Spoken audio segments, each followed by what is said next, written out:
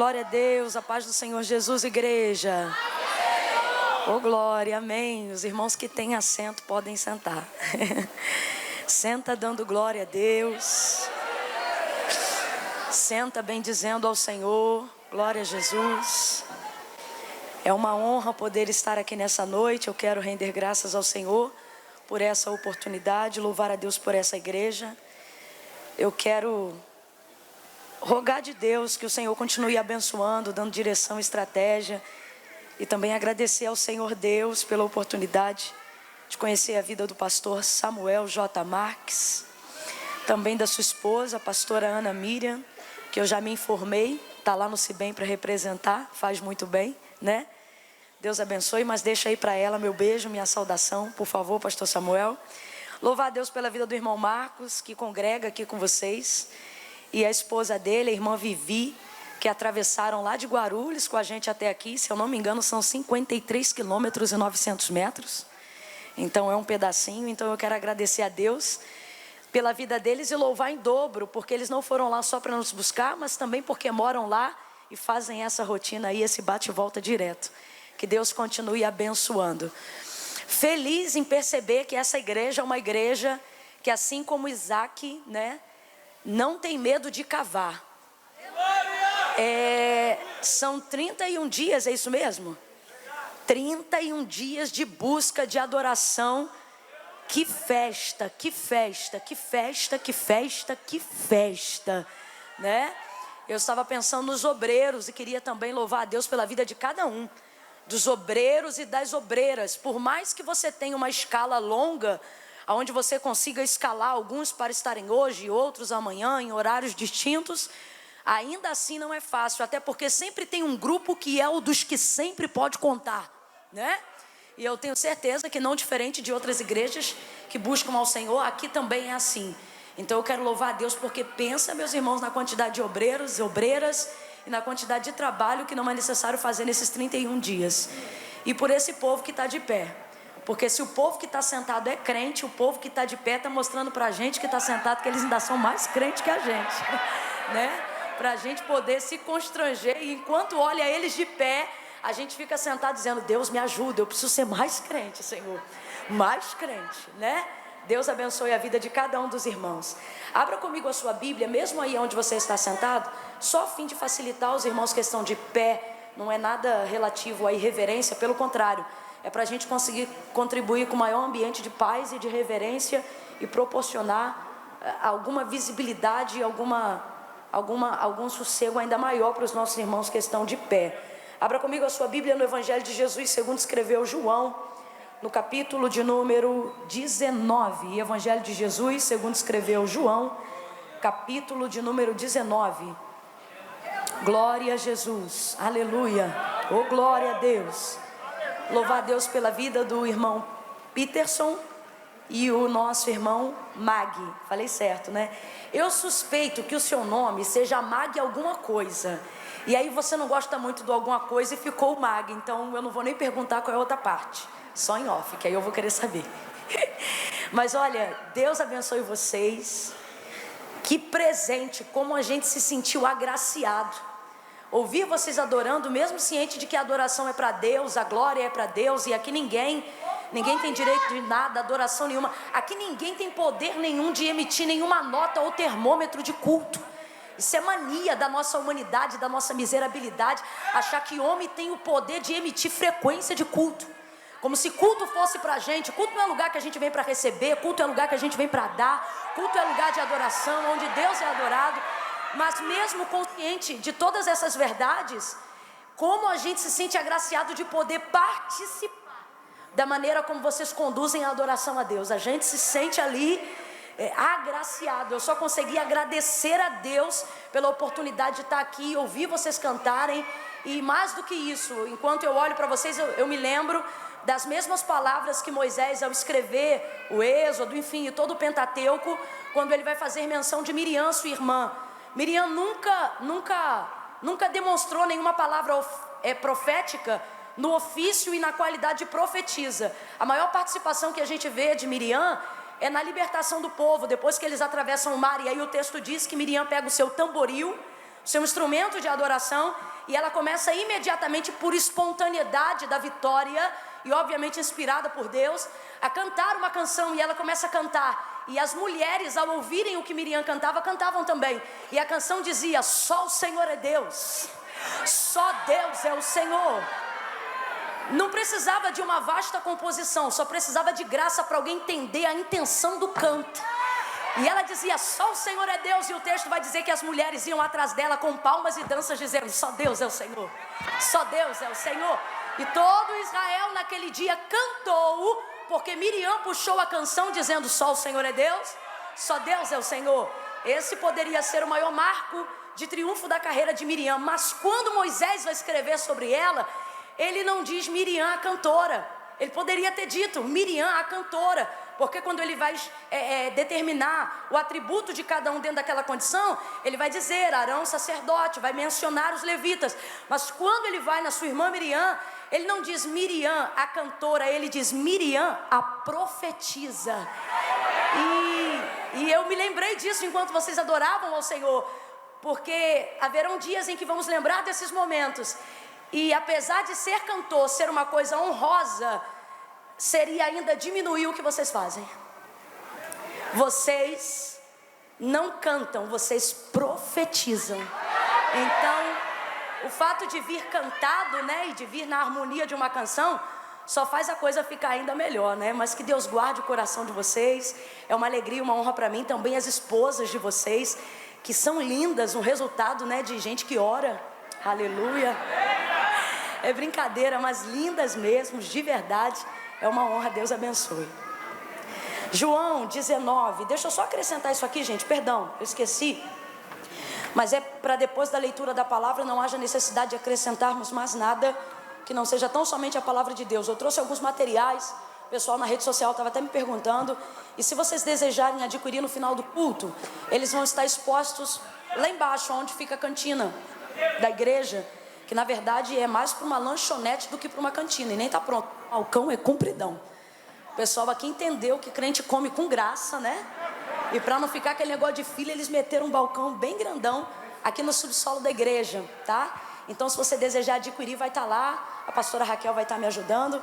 E são camisas e tem também um vestido. E todos eles, a minha motivação, a minha intenção em trabalhar com esse material não é necessariamente compartilhar moda. Eu sempre digo que moda, você tem a oportunidade de adquirir aonde você vai, ao seu preço, ao seu gosto. E eu absolutamente não tenho nada contra a moda, de maneira nenhuma, pelo contrário.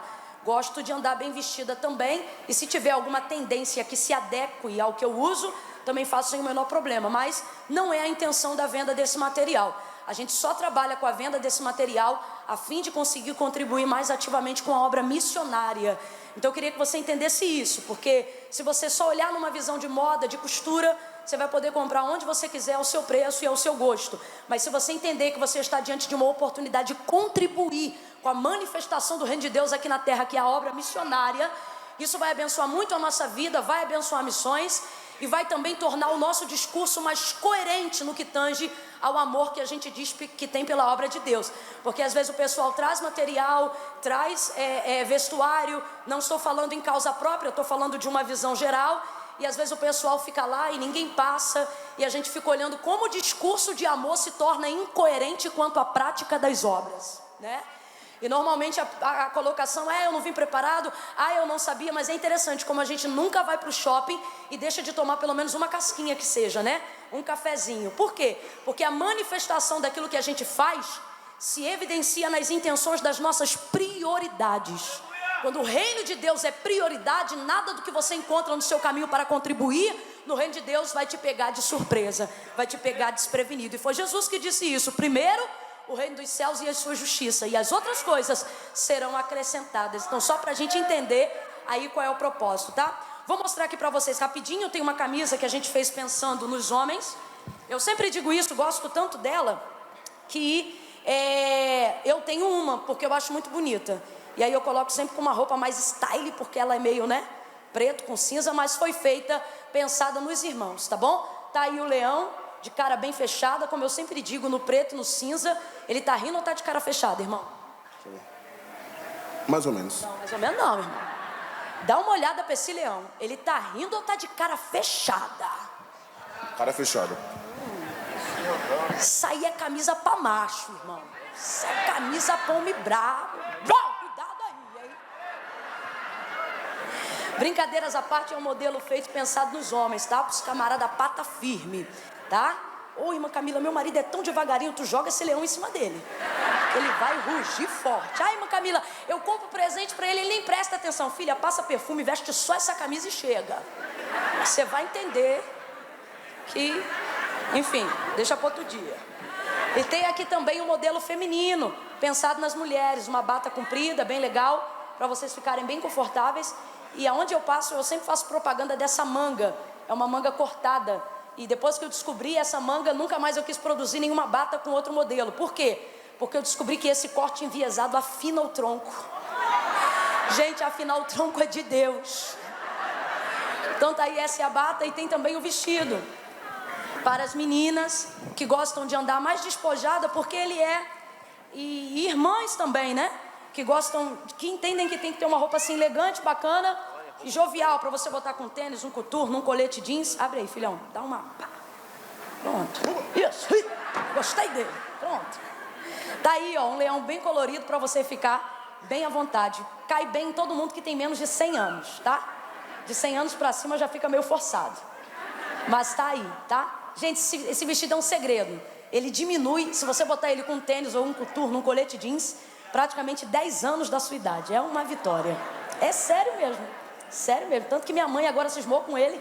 É preto, tá ficando cinza. Porque ela usa, lava, toma banho, usa, lava, bota só porque onde ela entra e passa com o vestido. Nossa, como sua mãe é nova. Aí ela pronto. Achou que é o vestido, tá com o vestido no couro agora. Não tira o vestido de jeito nenhum. Pelo menos lava, né? Glória a Deus. Mas tá aí, tá lá embaixo, tem maquininha de cartão. Enfim, vai ser uma bênção. João, capítulo 19, foi a palavra que o Senhor confiou ao meu coração para essa noite.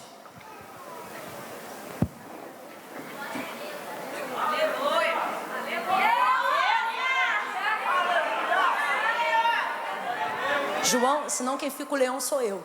Eu fico. João 19, versos... Ai, Jesus, me dá graça.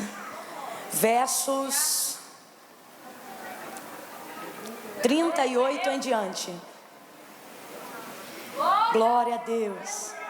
Eu vou ser sincera para vocês. A gente percebe que às vezes as pessoas criam uma expectativa naquilo que Deus faz.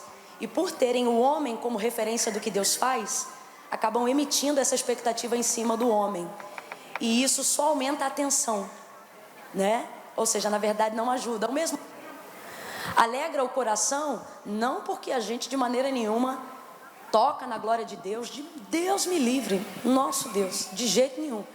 Mas a gente sabe que o homem não tem coisa alguma se do céu não lhe for dada. Coisa alguma. Irmão, quem faz tudo é Deus. E tanto para quem canta, quanto para quem prega, enfim, para qualquer um que terá crédito para ser ouvido em algum momento, sobretudo na responsabilidade de um culto ou do que tange a palavra de Deus, a gente ainda sente assim aquele tremor. Não é só o temor não, é o tremor. E isso se dá porque não adianta, é Deus que faz. E se Deus não fizer, a gente passa vergonha literalmente. Porque fica na cara, quando é Deus está e quando Deus não está. É tão na cara que até o carnal ele pode não discernir tanto quando Deus está, mas quando Deus não está, ele tem certeza. De tanto que fica. Então você fica ligado em Deus. É o Senhor. Olha para quem está do teu lado e diga: é Deus. É Deus que fala. É Deus que move. Oh, glória a Deus. Ah, não. Aleluia. Eu achei esse aqui mais poderoso, hein? Não tá mais poderoso? Labaçu. Aleluia. João 19, verso 38 em diante. Obrigadão aí, viu? Diz assim o texto. Depois disto, José de Arimateia, que era discípulo de Jesus, porém em oculto, porque temia os judeus, pediu a Pilatos que lhe permitisse tirar o corpo de Jesus. E com a permissão de Pilatos, ele foi e tirou o corpo de Jesus do madeiro. Foi também Nicodemos, aquele que anteriormente se dirigia de noite a Jesus. Foi ele levando quase 100 libras de uma mistura de mirra e aloés.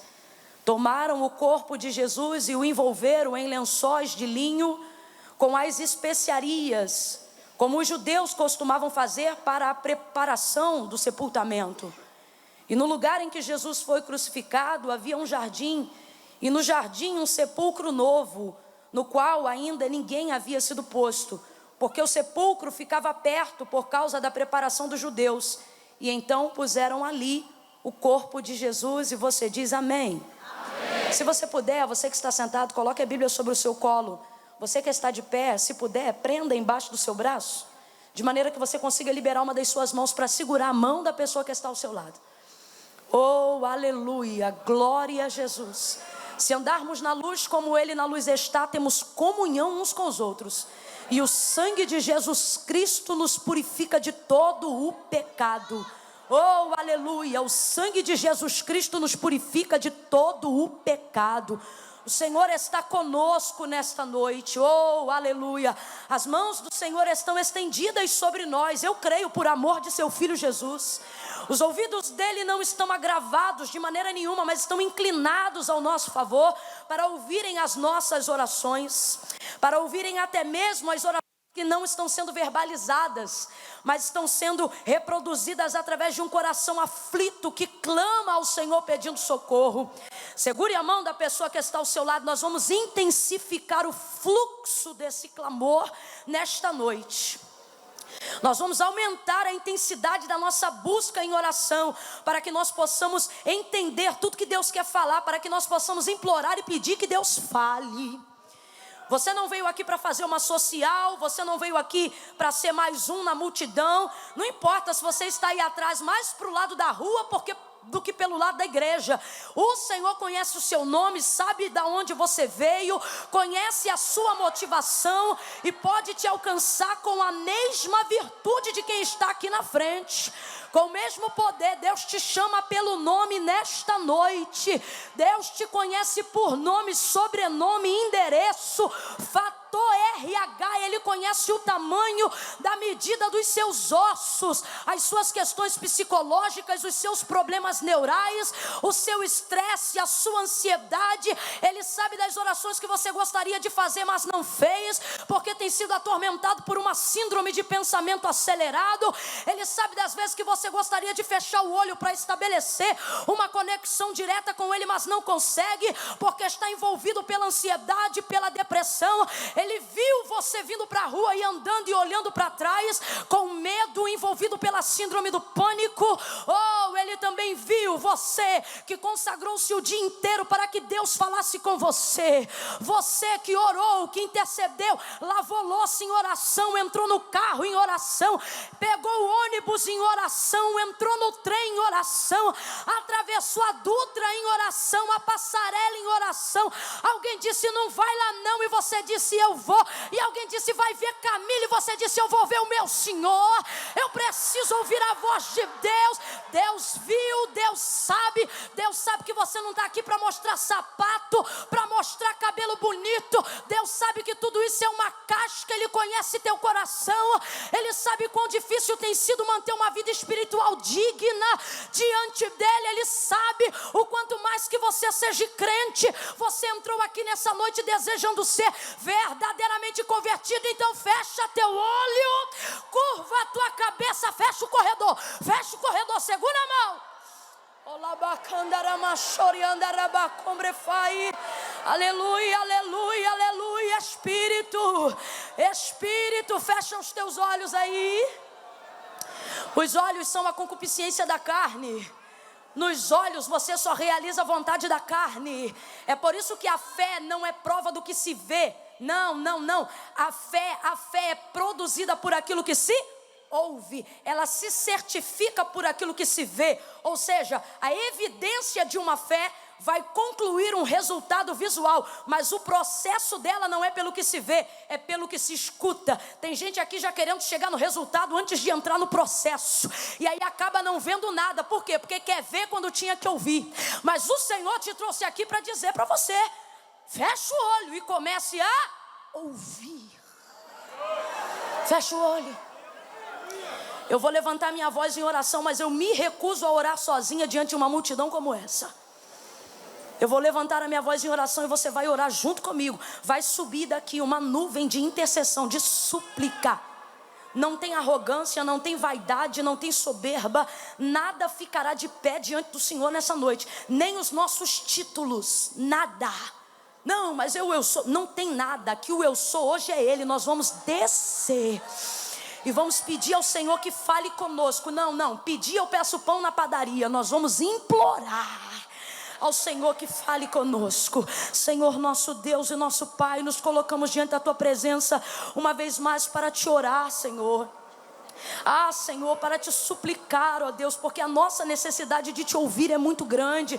E por isso, Senhor, nós fazemos o que Tu disseste ali em Mateus. Pedimos e pedimos, batemos e batemos, buscamos e buscamos, porque nós não temos coisa alguma se o Senhor não nos enviar. É o Senhor que abre a porta, é o Senhor que cura das enfermidades, é o Senhor que perdoa os nossos pecados, é o Senhor que nos dá uma direção.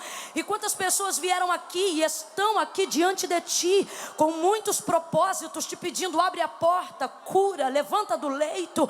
Ah, Senhor, outros que estão aqui diante de uma decisão, gente que vai tomar uma decisão hoje diante daquilo que Te ouvir. Deus, é isso mesmo, Senhor. Gente que não tomou ainda uma atitude, não é porque não tem poder, não tomou ainda uma atitude porque não tem coragem de decidir sem falar contigo, sem saber qual é a direção. Então por isso nós profetizamos crendo que essa noite é uma noite de resposta, é uma noite de direção, é uma noite de selo da Tua parte, aonde o Senhor vai selar. Mas eu quero Te pedir, corrige o propósito do nosso coração, porque a gente chega aqui pedindo casa, a gente chega aqui pedindo carro, a gente chega aqui pedindo libertação, a gente chega aqui pedindo porta, a gente chega aqui pedindo casamento, a gente chega aqui pedindo paz. Mas nesta noite nós estamos aqui como Pedro. Para quem iremos nós se só Tu tens palavra de vida eterna, Senhor? Não queremos necessariamente um carro se ele não vier acompanhado da Tua palavra. Não queremos necessariamente uma casa se não vier acompanhada da Tua palavra. Porque se não vem a casa, mas não vem a paz, vem o carro, mas não vem a Tua presença. Hoje o que nós queremos, Senhor, é que Tu nos envie a Tua palavra, porque basta uma palavra para que haja paz aonde há guerra, para que a porta se abra onde está fechada. Basta apenas uma palavra. A Tua palavra tem poder de fazer o que o Rivotril não está fazendo. A Tua palavra tem poder de identificar o trauma que o psiquiatra não está identificando. A Tua palavra conhece a causa, a Tua palavra conhece o efeito, a Tua palavra tem o diagnóstico e a cura. A Tua palavra é poderosa. Fala, Deus. Supliquei comigo, diga: fala, Deus. E glorifica, glorifica, glorifica o Teu nome nesta noite. Faz Tua vontade, nos alinha ao Teu propósito e glorifica o Teu nome em nome de Jesus. Quem concorda, diga: oh, amém. Aleluia. Dá um glória aí, irmãos, dá um glória aí para eu usar minha toalhinha.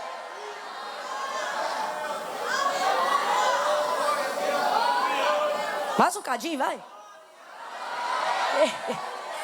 Oh, Jesus, aleluia. Oh, aleluia. Aqui em Itapevi pode beber água?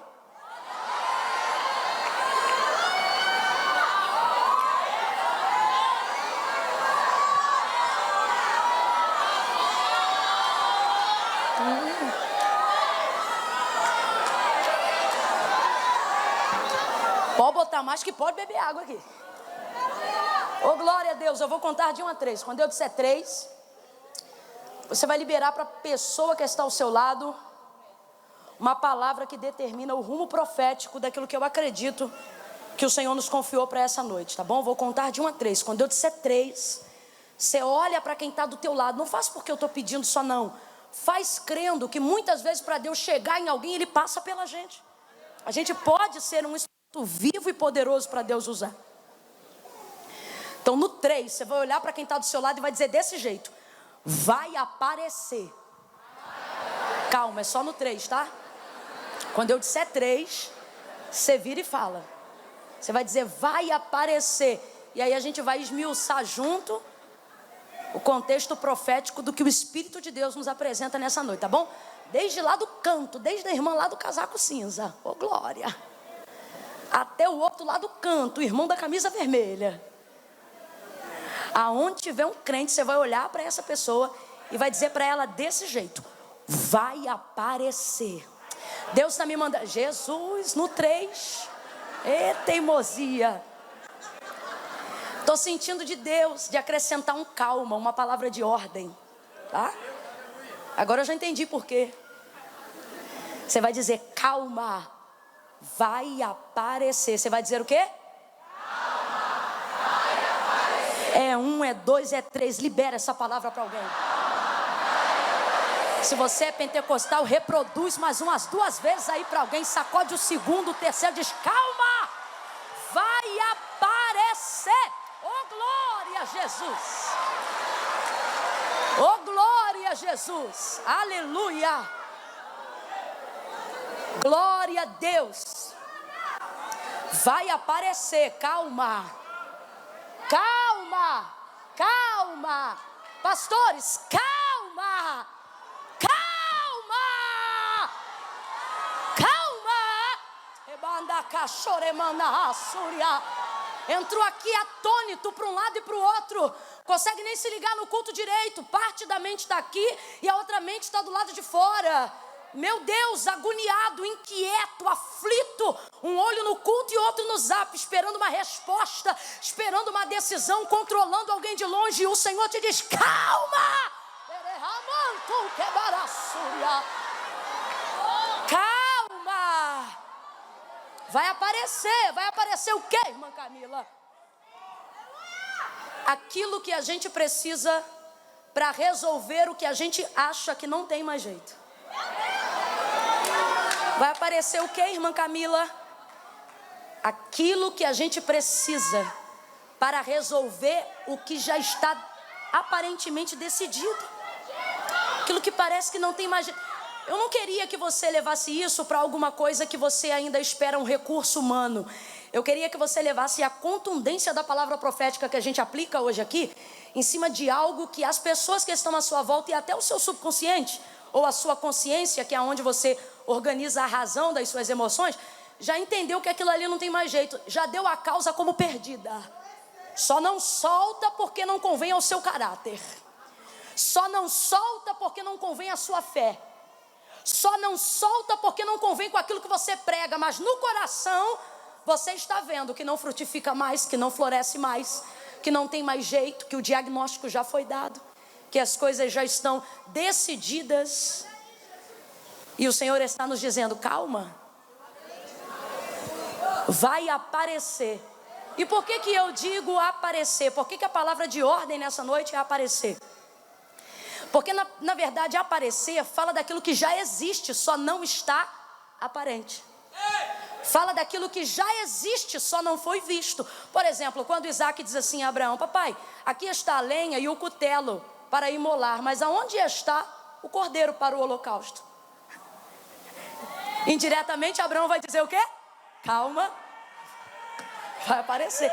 E o mais interessante é que realmente, depois que Isaac já estava praticamente imolado para que Abraão colocasse sobre ele o cutelo, vai haver então um barulho na moita, porque o Senhor vai anunciar a Abraão, não faça isso, porque agora eu sei que verdadeiramente você temes a mim, que você é fiel a mim. Tá, mas e aí o cordeiro? Aí ele diz, olha, tá ali, aí atrás do arbusto ele olha e o cordeiro já estava ali. Aí eu te pergunto, apareceu na hora? Deus implementou como se fosse num passe de mágica a existência do cordeiro atrás do arbusto? Claro que não, o cordeiro já estava ali o tempo todo, muito antes de Abraão subir para preparar a lenha, muito antes de Abraão preparar o altar, muito antes de Abraão entender qual era o momento da chegada no cume do monte, muito antes disso, o cordeiro já estava ali pronto, estava ali amarrado, estava ali preparado para o holocausto. Então veja bem, ele já existia, sim ou não? Ele já estava ali, sim ou não? mas só berrou na hora certa, só chorou na hora certa, só mexeu a moita na hora certa, só esperou o momento de aparecer na hora certa. E aí apareceu e proveu-se para o holocausto que Abraão ia colocar diante do Senhor. E mais ainda, confirmou a própria palavra profética que Abraão havia lançado, crendo que Deus iria prover, quando ele disse: o Senhor proverá para si o cordeiro para o holocausto. E verdadeiramente foi assim. Então veja bem, já existia, só não estava diante da sua vista. Por exemplo, Israel já estava debaixo de uma palavra profética muito forte, liberada pela vida do profeta Isaías. O profeta Isaías foi um dos profetas maiores que mais anunciou a vinda do Messias, falando literalmente do Filho do Deus vivo. Quando a gente vai fazer um culto totalmente cristocêntrico, quando a gente vai falar de alguma coisa que gira totalmente em torno do Messias, a gente faz uma série de citações dentro do texto e do livro de Isaías, o príncipe, né? O principado que estava sobre os seus ombros, maravilhoso, conselheiro, Deus forte, Pai da eternidade, a maneira como Israel ia reagir diante da vinda do Messias. Nós estamos falando de uma revelação milhares de anos antes da manifestação de Jesus Cristo, e Israel estava sobre aquela palavra, mesmo ela já sendo lançada muito tempo antes da manifestação de Jesus aqui na terra. E uma das coisas que fica claro ali dentro do texto é obviamente que Jesus já existia. O próprio Jesus vai falar acerca de si mesmo, para a gente que às vezes tem mania de achar que, desgramada da Eva, por causa do pecado dela, tem que trabalhar, tem que fazer isso, não, então maldita é a serpente. Peraí, gente, quando a gente acredita e leva a fé de que Deus foi pego de surpresa, a gente vai desconstruir toda uma doutrina de quem é Deus, né? E não houve manifestação de plano surpresa. Deus vai ter que criar. Deus vai ter que fazer existir. A serpente criou uma armadilha. Não, duas verdades. Primeira, o trabalho não veio por causa do pecado. Os cardos na mão vieram por causa do pecado. Quando Deus colocou o homem sobre a terra, deu a ele responsabilidade para governar, honra para ser credibilizado, deu a ele também condições de exercer domínio sobre a terra, e ele já lavrava a terra, ele já cuidava da terra. Mas depois do pecado vieram os cardos, a dor, o castigo. E Eva, a mesma coisa, a dor veio depois disso, porém nada disso pegou Deus de surpresa. O texto vai ser muito claro quando diz assim: o cordeiro que já estava preparado antes da fundação do mundo, antes de Adão, antes de Eva, antes do homem pecar, antes do inimigo entrar na serpente, antes de tudo isso, já estava ali. Ele já existia. O Filho do Deus vivo já estava presente, só não era manifestado. João vai dizer, capítulo 1 do seu livro, presta atenção, ele vai dizer assim: no princípio era o verbo é quem? Palavra. No princípio era o verbo estava com Deus e o verbo era Deus. Nele estava a vida e a vida era a luz dos homens. João está falando de quem, gente? De quem? Jesus, traz os crentes para EBD. João está falando de quem? Jesus. João está falando de Jesus. Ele não vai falar o nome de Maria, ele não vai falar o nome de José, ele não vai entrar na raiz genealógica de Jesus, ele já vai entrar lá no princípio, dizendo: olha, no princípio ele era o verbo. Quem era o verbo? Jesus. E o verbo é a palavra. Por isso Jesus vai dizer, quando o Filipe fala assim para ele: tu conheces o Pai? Nos revela o Pai. Aí ele disse: Filipe, como tu não conheces o Pai? Quem vê a mim, vê o Pai. Quem vê o Pai, vê a mim. Os judeus diziam assim: como é que tu dizes que ele é teu Pai? Como é que tu dizes que tu és o Filho de Deus? Você é louco? E ele dizia: não, vocês não veem o Pai em mim, porque vocês pregam o Pai, usam a lei do Pai, mas não conhecem nada do Pai. Por isso eu não vim para desfazer a lei, eu vim para ensinar vocês como é que se pratica de maneira verdadeira. Aí ele disse assim: olha, vocês dizem que são discípulos de Moisés, mas vocês também não sabem quem é Moisés, porque Moisés me conheceu, e quem me reconhece, quem reconhece Moisés, me reconhecem. Vocês dizem que reconhecem Moisés, mas vocês não reconhecem Moisés, porque quem conhece Moisés, reconhece a minha autoridade. Aí eles dizem: quem tu pensa que é para falar conosco desta maneira? Olha para cá, nós somos filhos de Abraão. Aí ele diz: que filhos de Abraão o quê? Vocês ficam se fiando em ser filho de Abraão, vocês também não reconhecem corretamente Abraão. Abraão me viu no meu dia e me glorificou. Aí eles entram em parafuso e eles dizem assim: como é que pode? Tu não tem 50 anos e dizes que viu Abraão? Aí ele diz: vi Abraão e Abraão glorificou o meu nome. Vocês são filhos do diabo. Eu sou filho de Deus. Por quê? Porque quem reconhece a mim é filho de Deus, mas quem não se sujeita à minha autoridade já foi adotado por Satanás. Rapaz! O que Jesus está dizendo? Jesus está dizendo isso aqui, ó, presta atenção, gente. Jesus está dizendo isso aqui: eu não existo agora que vocês estão me vendo. Jesus está dizendo o seguinte: eu apareci agora. Fica até difícil de eu continuar pregando dentro de uma mentalidade temporária como a nossa e tentar classificar Jesus em algum lugar dentro do tempo. É complicado. Porque se a gente fala do que existe, a gente diz do que é criado. E se a gente fala do Criador, como é que você encaixa ele dentro do tempo? É por isso que Deus não pode ser entendido. Deus precisa ser crido.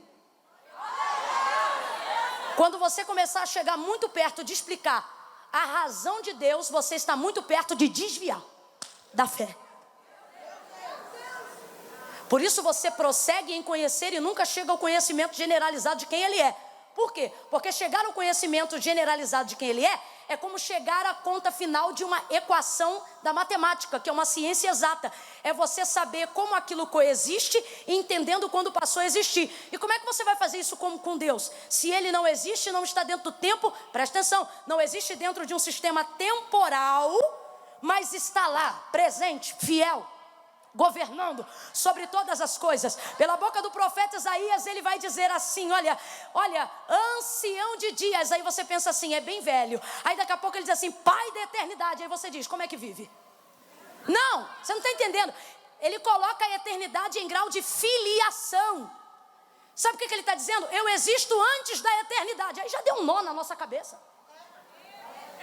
Quem é o Senhor então? Aí por isso ele diz, vai buscando em conhecer e em prosseguir, porque o resultado das exatas você conhece na matemática. Para me conhecer você tem que ser fiel até a morte, porque aí naquele dia, do jeito que ele é, o veremos. E assim como ele é, nós seremos. Pega na mão de alguém, pega na mão de alguém, em nome de Jesus, em nome de Jesus. Pegue na mão dessa pessoa e diga para ela: quer saber quem Deus é? Quer saber quem Deus é? Quer chegar ao fim de quem é Deus? Sacode essa pessoa e diga para ela: fica firme, fica crente, fica salvo, porque naquele grande dia os que morreram em Cristo ressuscitarão primeiro e depois nós subiremos sem ter asas. A lei da gravidade vai cair por terra e nós seremos revestidos de incorruptibilidade. Ali não entra nem cai, isso é coisa para quem crê. É por isso que fé é uma loucura aos carnais. Quanto ao homem natural, ele não pode discernir essas coisas, mas aquele que é do Espírito tudo discerne, dele nada é discernido. Nós subiremos incorruptíveis e o encontraremos, e como ele é, também seremos. Levante a sua mão se você aguarda esse grande dia. Irmã Camila, mas será que a verdade do céu, será que a verdade do céu é uma realidade? Você tem que parar com essa mania de achar que só é real o que já se manifestou diante de você.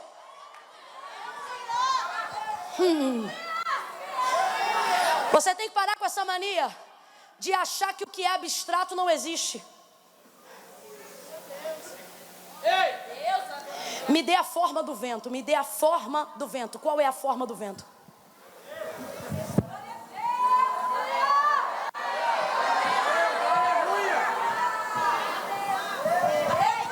Você tem a forma do vento?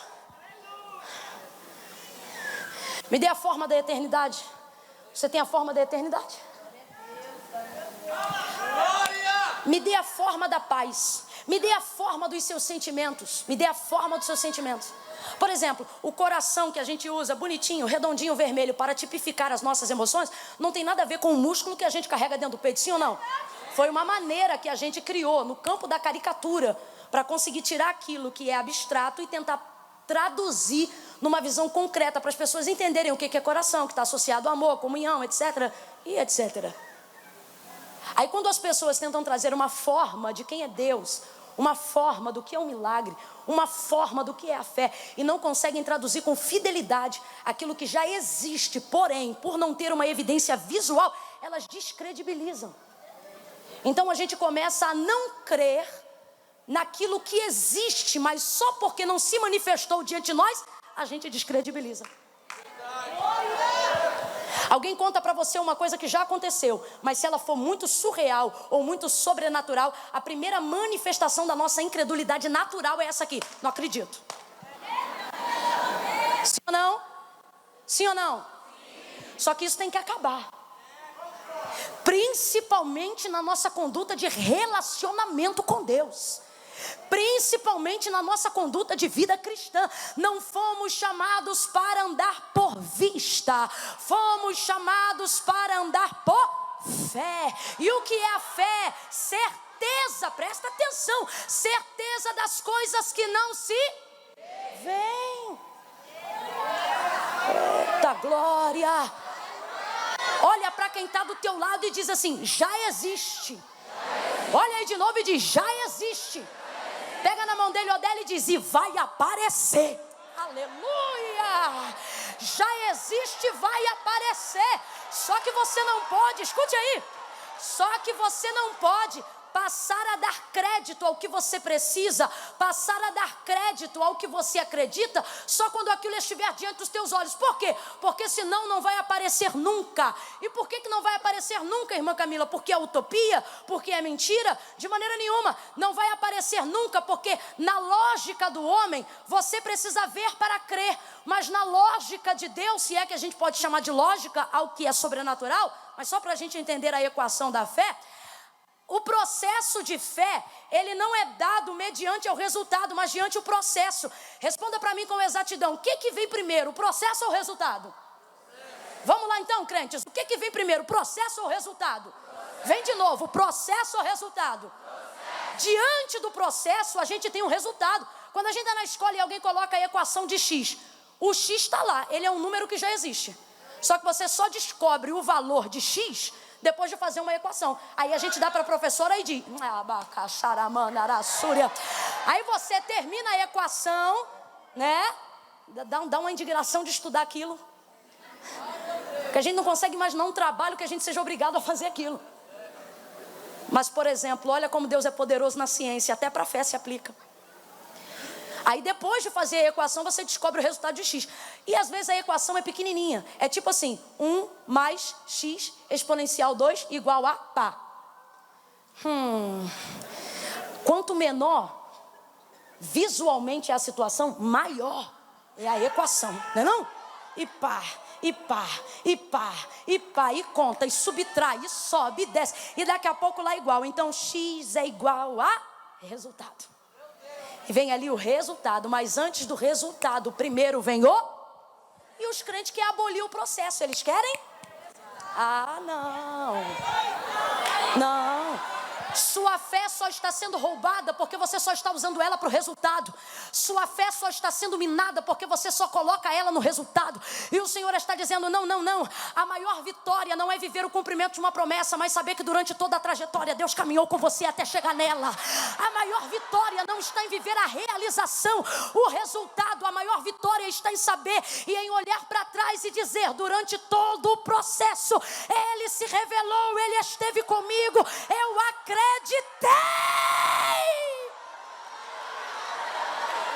Aleluia! Olha para quem está do seu lado de novo e diga: já existe. Olha de novo e diga: já existe. Pelo amor de Deus, gente. Isso aqui não é magia, isso aqui não é encantamento, aqui não tem simpatia gospel, aqui não tem voodoo gospel, aqui não tem chaveirinho de profeta para madame enriquecida. Nós andamos por fé e Jesus disse: o meu justo viverá da fé, e se ele recuar, a minha alma não tem prazer nele. Aonde está a manifestação da fé? Quando eu recebo algo que eu sonhei? Não. Quando eu recebo o resultado, a evidência, a materialização, a realização daquilo que eu criei durante o processo, mesmo quando eu não tinha nada. É saber que já existe, é saber que já existe uma porta do seu tamanho. É saber que já existe a pessoa que você procura. É saber que já existe a vaga que atende a sua capacitação, mesmo que aquilo ainda não esteja diante dos seus. É saber que já existe o homem que vai te tratar como uma mulher honrada. É saber que já existe a mulher que vai honrar o seu ministério. É saber que já existe uma igreja que vai se adequar às suas necessidades e à sua maneira de adoração. É saber que para cada ovelha já existe um pastor e para cada pastor já existe uma ovelha. É saber que existe já um ministério para atender a sua voz. E talvez você diga, irmã Camila, mas a minha voz é muito diferente. E o Senhor diz, já existe um ministério diferente que vai se tornar extraordinário através da sua voz. Olhe de novo para quem está ao seu lado e diga, já existe. Gente, vamos lembrar de uma coisa aqui? Eu me lembro, década de 98, reportagem do domingo no Fantástico. A reportagem parecia a maior loucura do mundo. Foi logo que o celular começou a ser um pouco mais difundido entre todos os lugares do mundo. Naquela ocasião, um celular era uma coisa muito cara, tão cara que a minha mãe deu entrada no terreno da casa que a gente morou enquanto era solteiro, entregando apenas um celular, que se você lembra bem, era aquele tijolão que as teclas ficavam fluorescentes. Aquilo ali foi a entrada do lote da nossa casa. Foi com aquilo que pagamos no lugar em que nós morávamos, de tão caro que era. E aí de repente aparece numa reportagem no horário nobre do domingo à noite, depois do culto, ou seja, todo mundo pôde acompanhar. E eles diziam que lá nos países europeus e sobretudo lá nos Estados Unidos, eles diziam o seguinte: especialistas afirmam que em menos de 10 anos todas as pessoas terão um celular. Eles diziam o seguinte: especialistas afirmam que está chegando a hora em que isso ficará tão difundido, em que cada pessoa terá até mais. E a gente olhava aquilo na reportagem do jornal do domingo de manhã e ria, mas tão maluco, tão doido. Aonde? Isso numa época que ter telefone em casa ainda custava 5 mil a linha. Tem alguém aqui que está fingindo que não é dessa época ou não lembra mesmo? A linha custava isso. A gente usava a cabine da Telerge. Eu não estou falando nem orelhão tinha em todo o bairro. Eu me lembro que na casa da minha avó a gente tinha que caminhar para usar uma cabine. Era uma fila absurda. Quando não tinha uma vizinha do bairro, e aí ela estipulava um valor para você poder usar o telefone da casa dela. Óbvio, porque ela ainda estava pagando a prestação que ela tinha feito do atendimento da linha. E aí eles estão dizendo, olha, em menos de tantos anos, ou seja, um prazo muito curto para uma difusão mundial. Que é isso? Quando a gente fala de mundo, a gente fala de África. Quando a gente fala de mundo, a gente fala de Venezuela. Quando a gente fala de mundo, a gente fala de Cuba. Lugares onde as pessoas ainda parcelam a conta do arroz. E aí você está me dizendo que cada um vai ter celular? Pois chegou o dia. Tem gente que não tem arroz, mas tem.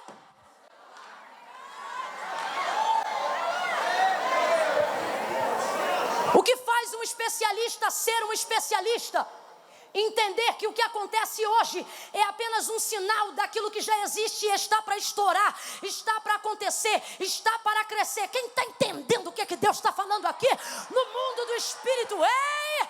O moço de Eliseu, ele não é tão crente quanto Eliseu, não é tão crente quanto Elias, mas ele sobe lá no monte, e Elias diz assim para ele, vai lá e me diz o que você vê. Aí ele sobe e desce, diz, não vejo nada, sobe de novo e vê. Olha, eu não estou vendo nada, sobe de novo e vê. Vai continuar subindo até ver. Quando você vê, você desce. Aí ele subiu.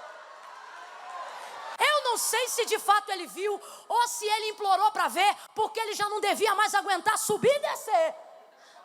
Eu sei que ele desceu e quando chegou embaixo ele disse, olha, eu vejo uma nuvem, mas é uma nuvem do tamanho da mão, é campo de visão. Ele mediu pela mão aquilo que estava distante. Meu irmão, aquilo que está distante, até avião cabe na palma da minha mão. Quem está entendendo? Já mediu a distância? A distância, avião cabe na sua mão. A distância, o sol cabe no seu olho. Por quê? Porque a distância tudo cabe. O Senhor está dizendo, amplia. O que ele disse para Abraão?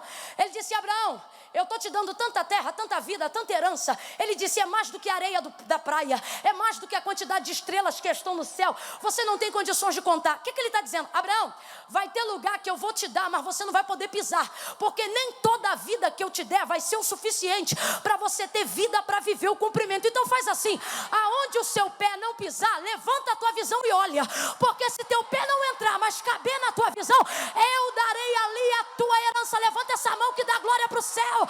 O Senhor está dizendo, de longe cabe na sua mão, mas eu vou trazer para a sua vida, vou trazer para a sua realização, vou trazer para a sua existência, mas você precisa levantar essa cabeça e aprender a olhar ao longe, aprender a olhar distante, colocar o que você deseja na sua mão. Isso é fé, isso é acreditar. Já existe, vai chegar, vai parar na minha mão, eu já posso ver.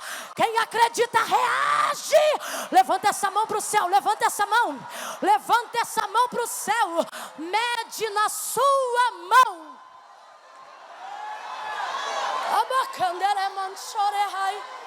Para quem se mantém de mão estendida, recebe. Veja aí, o canudo dessa faculdade cabe na sua mão. A carteira da sua habilitação cabe na sua mão. O carro é grande, mas a chave vai para a sua mão. Cabe na sua...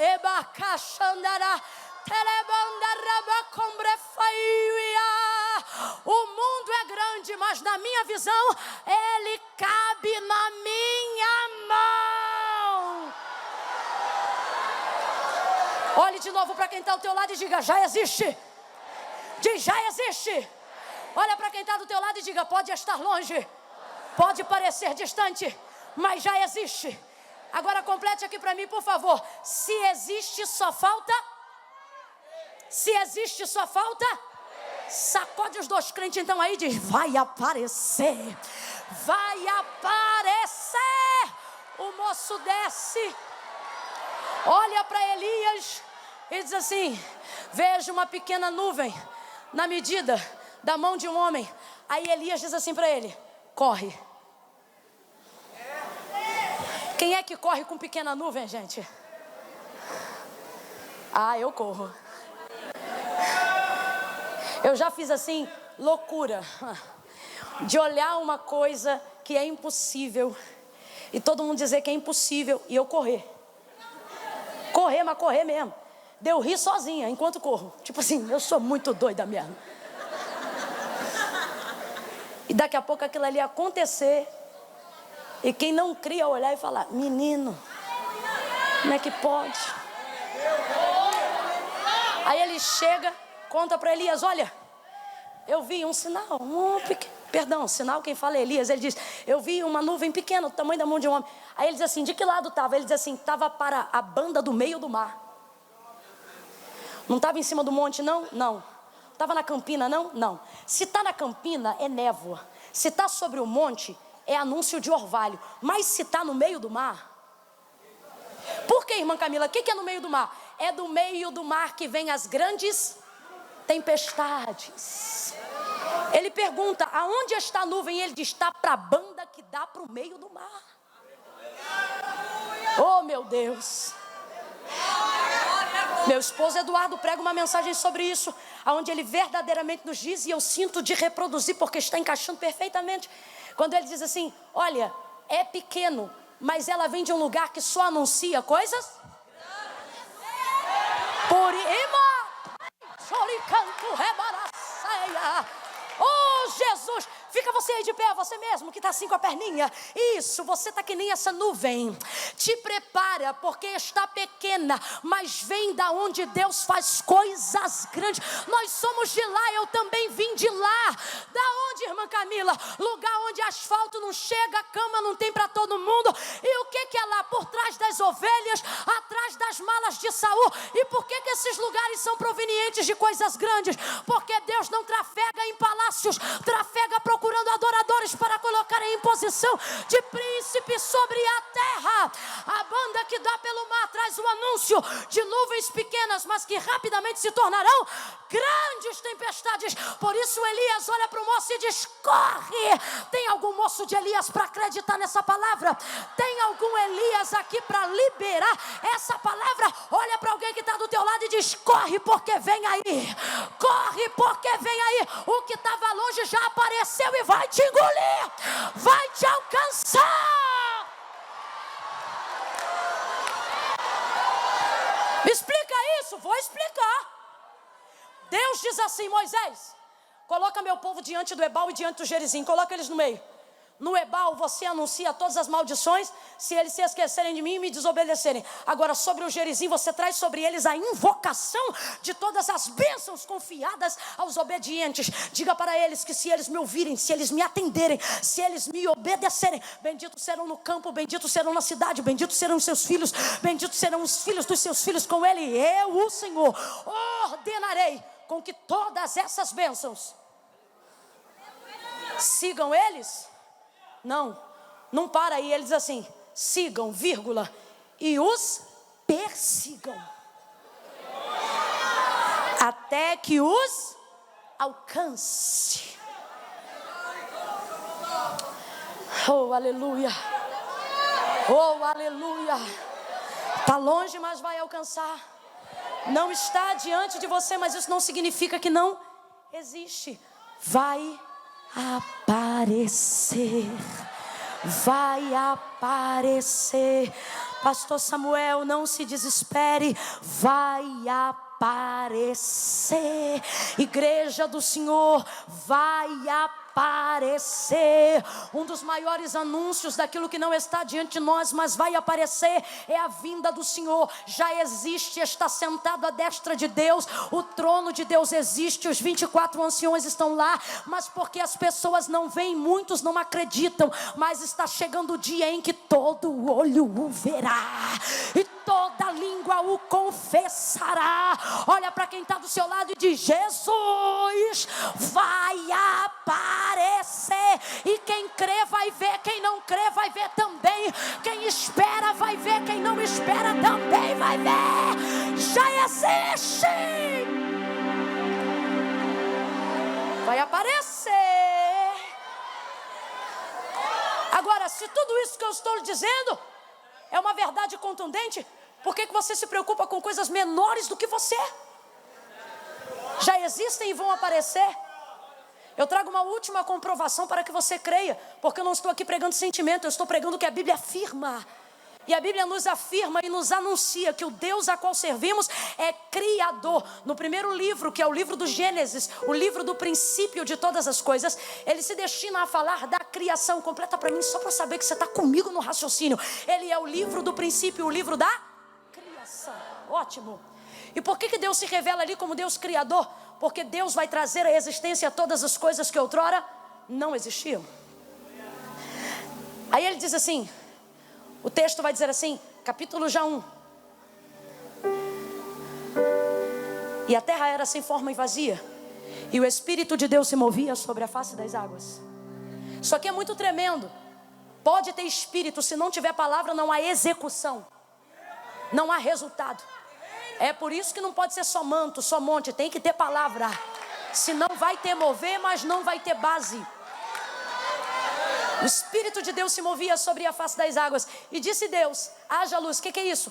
O Espírito se manifesta pela palavra. Haja luz. E houve luz. E imediatamente, conforme Deus disse. Dali por diante você vai ver todo o processo da etapa da criação. São 5 etapas de processo. Desde a definição do dia e da noite, até as sementes mais pequenininhas que iriam produzir mantimento para nós que estamos até hoje aqui. A terra produz porque recebeu uma ordem de Deus. Então veja bem, tudo que Deus tinha para fazer, Deus já fez. Depois você vai ver Deus se revelando de outras e diversas formas ao longo de toda a explicação, tanto no Pentateuco até na ministração da nova aliança. Eu estou falando do Novo Testamento, na graça em Jesus Cristo. Mas você só vai ver ele se revelar como Criador no livro do Gênesis. Por quê? Porque Deus não precisa recriar aquilo que Ele cria. Ele é o arquiteto perfeito do universo. Não há absolutamente nenhuma coisa que Deus tenha feito e que depois Deus tenha que ter trazido à existência porque esqueceu de fazer no dia em que criou. Não, de maneira nenhuma. Irmã Camila, o que você está dizendo? Eu estou dizendo que tudo o que nós precisamos, Deus já criou, já fez. Tudo que você precisa, tudo que você pensa que precisa e não precisa, tudo que você não sabe que precisa e precisa, tudo que você sabe agora, tudo que você ainda saberá amanhã, tudo que seus filhos ainda conhecerão quando você não estiver mais aqui, tudo isso já existe. Tudo isso já foi criado, tudo isso já foi feito, porque Deus não precisou repetir na criação. Irmã Camila, o que você está afirmando? Estou afirmando que desde pós-Gênesis até Apocalipse, Deus não manifestou mais nenhuma obra da criação. Oi, irmã Camila, não fala isso não, porque a gente canta que Ele vai trazer à existência aquilo que não existe. A gente prega que Ele vai trazer à existência aquilo que não existe. Eu não sei, pode ser uso de licença poética, pode ser vontade de querer glorificar a Deus, mas teologicamente é um equívoco. Por quê? Porque não há absolutamente nada que Deus já tenha feito que precise fazer de novo. Oi, irmã Camila, olha aí o texto, olhe você. Olhe você. Não há absolutamente nenhuma manifestação prodigiosa. Não há absolutamente nenhum outro milagre que Deus tenha usado algum outro recurso que não uma matéria-prima já existente para fazer o que alguém precisava. Estenda isso sobre tudo. Vamos falar aqui rapidamente alguns. Segura o fundo só um pouquinho, eu prometo que eu já estou encerrando. Ele fazia o seguinte, o machado caiu. Aí o outro diz assim, vai lá e joga madeira em cima dele e o cajado vai aparecer. A lâmina do cajado. Ele fez subir sozinho? Não. Lançou algo que já existia para buscar algo que já existia, mas que não estava mais na superfície. Presta atenção. Quando Eliseu olhou para a mulher que disse, olha, o credor está à porta, vai levar meus 2 filhos, eu não tenho mais o que fazer. Ele diz assim, declara-me o que tens em casa. Ah, eu não tenho nada. Se não tem nada, não vai acontecer? Deus não trabalha com o que não existe. Tem que existir. Você precisa aprender a apresentar aquilo que tem, ou aquilo que você crê que já existe, só não ainda apareceu. E isso vai, meu irmão, se estender em todos os milagres dos profetas do Antigo Testamento, desde a obra de Jesus no Novo Testamento. Não há absolutamente nenhuma manifestação miraculosa de Jesus em que Ele tenha criado matéria-prima. Não, Ele vai usar matéria-prima já existente para fazer o que as pessoas precisavam. Ah, Senhor, eu não tenho globo ocular. Ah, eu não tenho vista. Cuspiu no chão, lodo da terra, massa informe, barro na mão, colou nos olhos do cego e o cego passou a vê. Ah, o cego da aldeia de Betsaida, o mesmo cuspe. Este já parece que tem olhos, só não tem visão. Joga o cuspe, bota a mão. Quer que você vê homens como árvore. E aí ele faz alguma coisa diferente? Não. A mesma coisa na repetição do processo. Mete a mão de novo, ora, tira a mão. E agora? Agora eu estou vendo perfeitamente. Mateus capítulo de número 14. Jesus no deserto. Ele olha para os seus discípulos na grande e primeira multiplicação de pães e peixes. E ele diz assim, me diga, o que é que vocês tem? Dá de comer essa gente. Nós não temos nada. Se não tem nada, não vai acontecer? Me diz o que é que vocês têm. Tudo que temos aqui são 5 pães. Aí diz assim, me dá aqui o que vocês têm. Aí o que é que Jesus vai fazer? A fé de Jesus, se é que assim eu posso dizer, nunca se manifestou no resultado. Por que ele usa tudo que está ali? Por que ele se manifesta com as pessoas que estão ali? Por que ele usa cuspe? Por que ele usa barro? Por que ele usa o que ele tem? Porque a fé de Jesus não se manifesta no resultado. A fé de Jesus sempre se manifestou no processo. Ó, escute aí. Ele pega os 5 pães e os 2 peixes. E enquanto os discípulos estão dizendo, ah, isso é tudo que temos, chorando pitanga porque não quer dividir comida com os outros, Jesus vai pegar os 5 pães e os 2 peixes. Olha o que o texto diz. Levantou, rendeu graças pelo resultado. Jesus nunca orou pós-milagre. Jesus está na porta da sepultura de Lázaro, com uma multidão em volta dele. Ele não dá glória depois que Lázaro ressuscita, mas levanta a mão e diz, Pai, enquanto ele estava morto, você não vê Jesus ressuscitando do sepulcro sepulcro e dizendo, vamos fazer um culto de ação de graça porque eu levantei. Não, de maneira nenhuma. Você vê Jesus no Getsemane chorando e dizendo, faz tua vontade, todavia, faz a tua vontade. Você não vê Jesus dizendo, olha, eu ressuscitei, mas vê ele na cruz do Calvário dizendo, Pai, está consumado. Sabe o que ele está dizendo? O resultado, a glória é para ti, mas o processo sou eu que vou caminhando contigo. Volta para Mateus 14, está ele diante de toda a multidão, 5 pães, 2 peixes, ele levanta para o céu e diz, Pai, eu te dou graças. Responde aqui para mim, Jesus está dando graça pela multiplicação ou pelos 5 pães e 2 peixes? Jesus orou depois que Deus multiplicou os pães e os peixes? Jesus orou depois que ele fez a multiplicação dos pães e dos peixes? Mas orou antes de multiplicar, agradeceu antes de produzir. Ei, camanto res. O povo deu glória pelo resultado, mas quem orou, quem agradeceu durante o processo, foi Jesus. Aí eu te pergunto, quem multiplicou, o povo ou Jesus? O povo ou Jesus? Quem tinha poder, o povo ou Jesus? Jesus te trouxe aqui para te dizer, teu poder não se revela quando tu abre a tua casa para os crentes da glória, porque você fez a cozinha, porque você comprou a casa. Teu poder se revela quando durante o processo, antes do resultado, você dá graça, você dá glória, você acredita que Deus está diante do processo. Pegue de novo na mão de quem está ao seu lado, por favor. Vamos lá, gente, eu estou finalizando. Pegue na mão de quem está ao seu lado. Oi, irmã Camila, e a leitura? Vou chegar lá. Pegue na mão de quem está ao seu lado e diga para esta pessoa, já existe e vai aparecer. Sacode ela e diz, vai aparecer. Oh, glória, se é para aplaudir, aplaude com vontade. E mistura com glória a Deus e aleluia. Glória.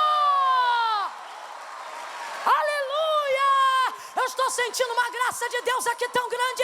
Haverão milagres em larga escala. Portas serão abertas de uma vez só. Haverá uma manifestação extraordinária de Deus sobre esta cidade, sobre esta obra que está sendo construída. Já existe e vai aparecer.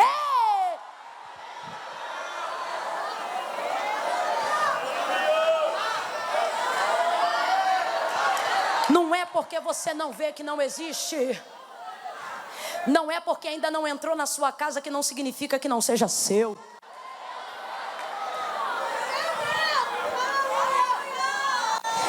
Vou te dizer mais. Já existe e vai aparecer. Por quê? Porque pode estar até em outro lugar, mas todo mundo sabe que é. O céu sabe que é seu.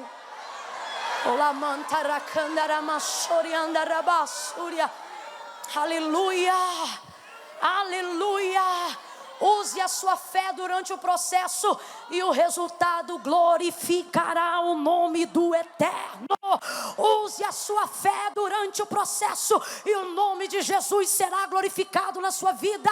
Use a sua fé durante o processo e o seu ministério engrandecerá o nome de Jesus. Deus te trouxe aqui e está dizendo para você, você tem muita fé no fim. Eu quero que você tenha fé no durante, no processo. Já falei isso algumas vezes, mas se encaixa propriamente aqui. Marta, quando Jesus foi ressuscitar a Lázaro, ela diz assim, se tu estivesses aqui, meu irmão não tinha morrido. Fé no antes. Que fé é essa? Fé para crer no que não pode ser mudado. Se tu estivesses aqui, o que ela está se queixando? Eu queria que tu estivesses aqui? Agora não adianta mais. Como é que não adianta? O que você queria que estivesse aqui? Mas eu queria antes. Pois é, mas eu estou aqui agora. Aí escute aí. Mas por que a indignação de Marta? Porque se tu estivesses aqui antes, meu irmão não tinha. Aí ele olha para ela, olha a palavra de vitória. Ele diz assim, Marta, teu irmão vai ressuscitar. Amém? Aí ela diz assim, eu sei, eu creio. Naquele grande dia, fé no antes, fé no depois. Mas cadê a fé, Marta? Do agora. Aí Jesus olha para ela e eu costumo dizer que ele poderia ter dito, eu fui a ressurreição, porque o cordeiro já estava preparado antes. Ele poderia ter dito, eu serei, porque haverá o juízo de sua volta depois. Mas não.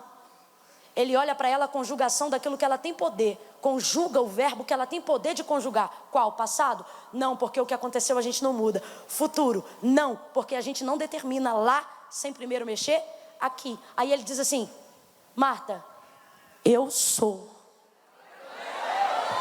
Quem está entendendo, diga glória a Deus. Marta, eu sou a ressurreição e a vida. Se credes, verás a glória de Deus. Quando? Ontem? Amanhã? Agora. Ele vai para a porta do sepulcro e diz: Lázaro. Quando? Amanhã? Não. Agora. O que é que Jesus está dizendo? O que você não viveu antes, o que não aconteceu antes, não me impede de fazer o que eu estou para fazer agora. Então eu vou repetir. Tenha fé no processo. Execute sua fé durante o processo e Deus cuidará do resultado. O que é que nós vemos aqui em João 19? A manifestação de tudo que eu acabei de dizer em palavras distintas. Verso 38 em diante, aonde nós lemos o texto. Depois disto o quê? Depois da morte de Jesus, Jesus foi crucificado. Jesus morreu. Completa para mim. Jesus morreu.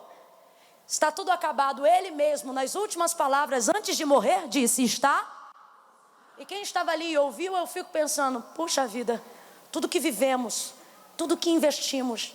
João chorava copiosamente aos pés de Jesus ao Calvário, a ponto em que Jesus vai produzir uma adoção imediata para compensar o sofrimento que João sentia pela sua perda. Olhe para cá, não perde isso por nada não. Eu estou para fechar, segura isso aqui.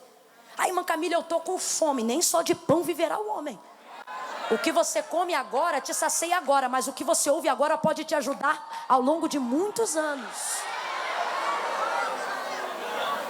Jesus vai viabilizar uma adoção na hora para compensar em João a dor da perda dele. Ele está vendo, de tanto que ele chora, Jesus olha para ele e diz assim: filho, está aí a tua mãe. Aí olha para Maria, que também chora a dor da perda do seu filho, porque é filho de Deus, mas veio no ventre de Maria. Então ela chora a perda de um filho. E aí ele olha para ela e diz: mulher, eis aí o teu filho. João já sai dali e vai para a casa de Maria. O texto diz que eles oravam juntos. Vai ouvindo aí, está tudo consumado. Aí você pensa assim: finish, acabou. The end, é o fim. E tem gente que entrou hoje aqui com a mesma perspectiva: game over, não dá mais. Não é porque não crê, mas é porque você não tem possibilidade de fazer o que você sabe que precisa fazer. E aí, por você não ver, você acha que está acabado. E aí, irmã Camila, essa é a palavra de esperança que o Espírito de Deus colocou no meu coração para essa noite. O que vai acontecer? Quando todos aqueles que caminharam com Jesus, que estiveram com Ele o tempo todo, mas agora não podem mais fazer nada. Outrora carregavam a bolsa, lavavam os pés, andavam com Ele, mas agora tudo que eles tinham eram lágrimas. Eles não podiam mais fazer nada. De quem eu estou falando? Das pessoas que já fizeram tudo o que podiam e reconhecem que mesmo crendo já não tem mais poder de fazer nada. Mães que já oraram tudo que tinha para orar. Esposas que já pregaram tudo que tinha para pregar. Gente que já fez todo tipo de campanha. Gente que sobe monte. Gente que já exercitou a sua fé. Gente que acredita no ministério. Gente que já fez tudo o que podia. E hoje entrou aqui dizendo: olha, eu vim porque eu creio, mas eu confesso que eu já não posso fazer mais. Já fiz tudo que eu podia, irmã Camila. Quando eu comecei a orar, o menino usava maconha, agora ele entrou na cocaína. Eu fiz uma campanha de oração, mas agora ele está no crack. Eu já tentei de tudo, mas agora eu confesso que eu já não consigo fazer. Irmã Camila, quando eu comecei a orar, eu desconfiei que ele estava com alguém, mas agora ele já está pegando as malas e está dizendo que vai embora. Diferente de outras mulheres que não se reduziriam a esse papel, eu tenho orado, tenho sido submissa, não por fidelidade ao marido, mas por fidelidade ao voto que eu fiz ao Senhor. Mas o homem está arrumando a mala e está indo embora, ou seja, eu creio, mas eu já não posso fazer. Irmã Camila, Camila, eu poderia ter feito psicologia, poderia ter feito administração, eu poderia ter feito direito, mas no afã de querer cumprir um ministério, eu dediquei 4 anos fazendo teologia, eu fiz pós-graduação em história da ciência, agora eu estou aqui, irmã Camila, o telefone não toca, as portas não se abrem, minha carteira de trabalho não é assinada, eu tenho filho para criar, eu tenho dedicado meus anos ao serviço de Deus, e eu te confesso, eu não vou desviar, eu creio, mas a verdade é que eu cheguei num ponto que eu já não posso fazer. Parece que o céu disse para mim, está consumado. Você diz, irmã Camila, eu sou pastor de uma igreja há mais de 10 anos, eu cuido da obra lá, eu já fiz campanha, eu trago gente de fora, eu coloco gente de dentro, eu faço de tudo, mas as coisas não dão certo. Irmã Camila, eu sou líder de um departamento de mulheres, eu trago gente de fora, eu trabalho para fazer festa, eu entro na cantina, eu meto a barriga no tacho quente, eu frito coxinha, eu vou para a rua, e quando eu faço culto, vem o povo de fora, mas as ovelhas da casa não vêm. Irmã Camila, a coisa está difícil, o que eu faço? Eu ainda creio, mas a verdade é que eu entendo que eu já não posso fazer mais. Olha para quem está do teu lado e diz, calma, vai aparecer.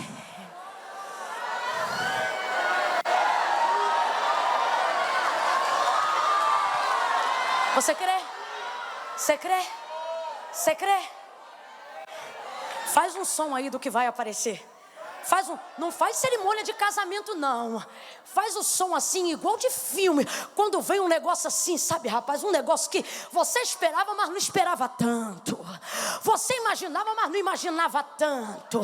O camarada da bateria pega a baqueta ali também, vai, e segura lá nos pratos, e vai fazendo aquele som de tipo assim, tá chegando e vai aparecer. Vai, deixa eu ouvir.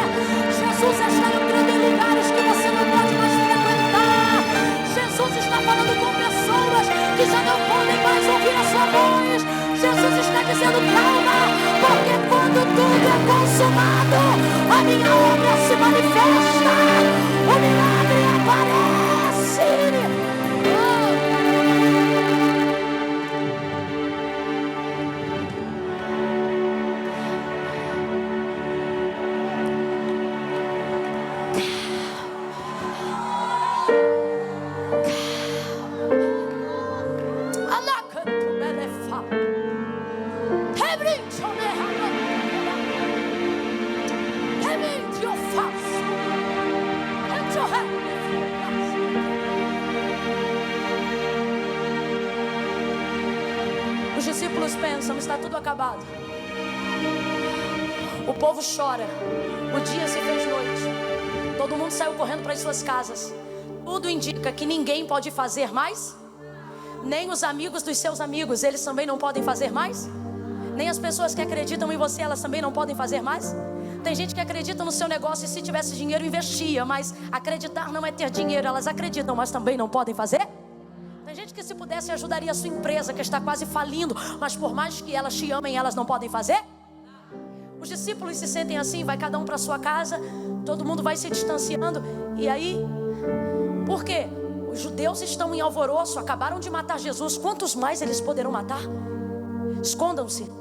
Todo mundo foi para os seus lares, para dentro das suas casas, se enclausuraram. Até porque no outro dia é sábado, e sábado é a Pesach, a festa da celebração.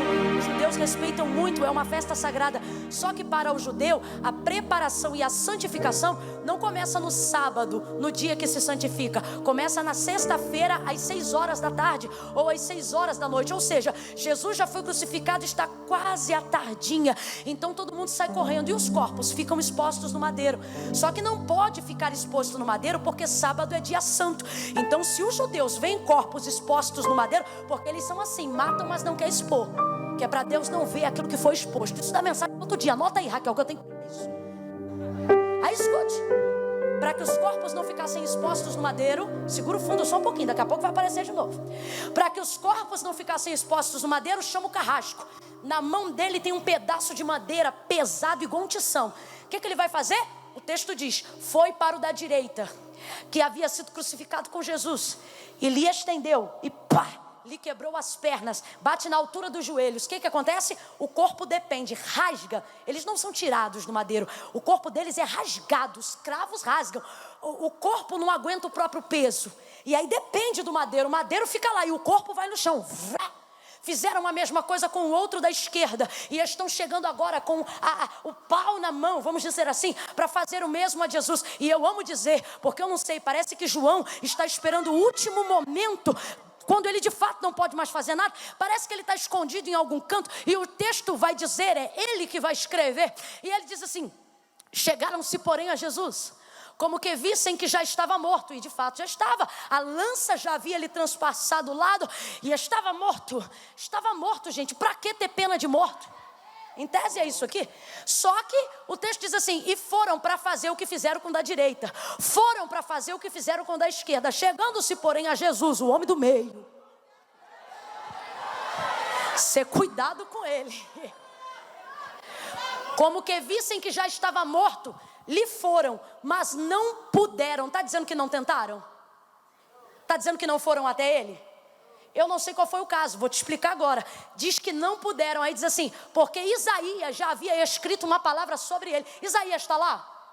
Porque quem prega passa, mas a palavra permanece. Olha o que ele está dizendo. Havia sobre ele uma palavra, completa para mim a D de Itapevi. Havia sobre ele havia sobre ele uma palavra que lhe dizia assim: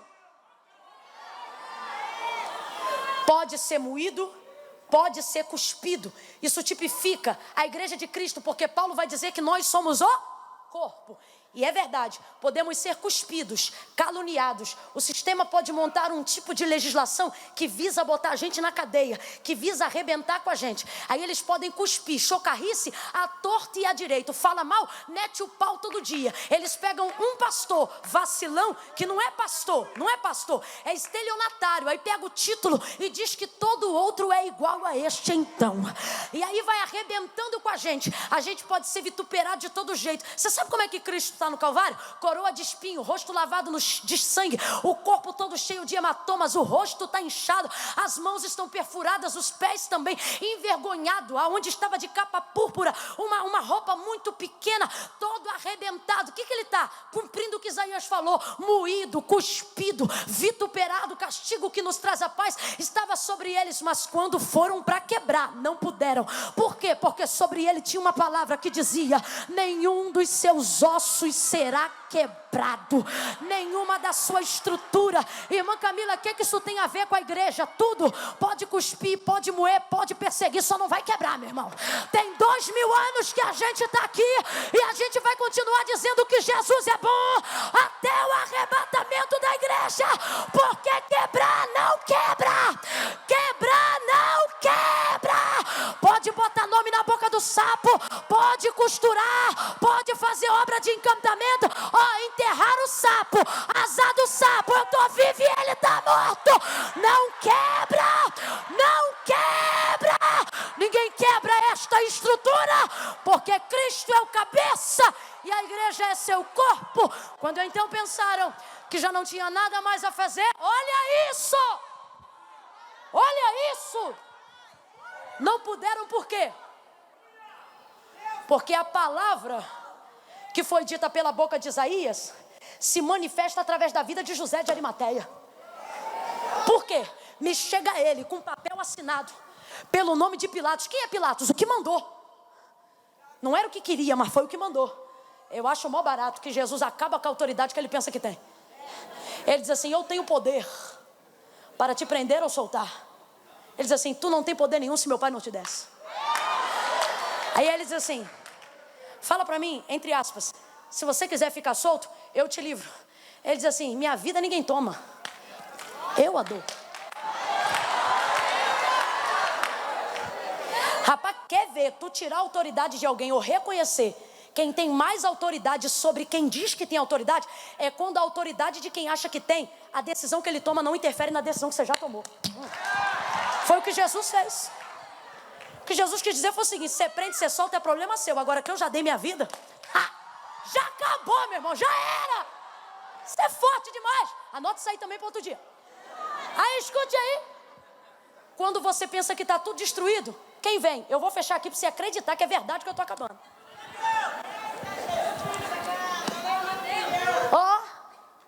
Quando pensou que acabava tudo, segura aí o processo que você vai receber o resultado.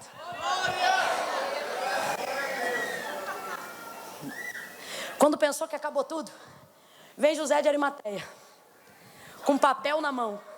O texto não diz, mas se quebrou o primeiro, quebraram o segundo, só não quebraram o do meio, porque tinha uma ordem, e a ordem vai vir depois. No verso 38 diz, depois destas coisas, ou seja, depois que ele declarou que estava consumado e que eles iam arrebentar com ele, quem chega? José de Arimateia. O texto vai dizer, discípulo que seguia em oculto.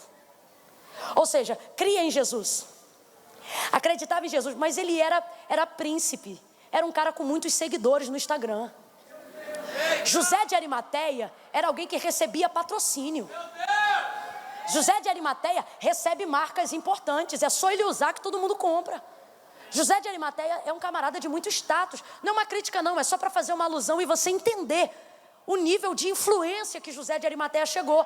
E agora os seus negócios dependem das suas relações. Isso é perigosíssimo. Gente que Deus bota nesse tipo de posição tem que ter muita ciência de que antes de chegar onde está, ninguém conhecia ele, foi Deus que botou ele lá. Porque senão, ele começa a corromper o seu caráter em prol dos relacionamentos. E começa a se relacionar com as pessoas por aquilo que pode ter e não por aquilo que as pessoas podem ser. José de Arimateia agora está olha para cá, José de Arimateia está no alto ponto da sociedade. José de Arimateia é um dos maiores empresários. Quando tem festa em Jerusalém, ele ocupa a cadeira de honra dentro da casa. Quando tem festa entre os principais da sinagoga, os grandes empresários da cidade, e até dentro do sistema romano, ele tem acesso livre de entrada e saída.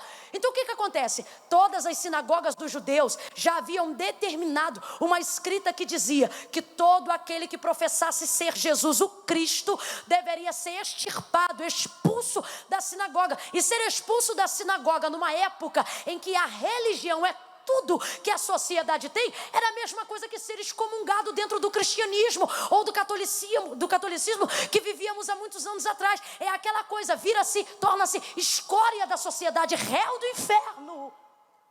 Então o que acontecia? Ele cria na palavra de Jesus, ele ouviu a palavra de Jesus, ele foi marcado pela presença de Jesus, mas não podia evidenciar a sua fé, porque senão perdia seguidor, senão perdia Facebook, senão perdia patrocínio, senão perdia entrada e acesso nos palácios. E aí, ele crê, mas ele não evidencia. E aí, irmã Camila, pode? Pode não.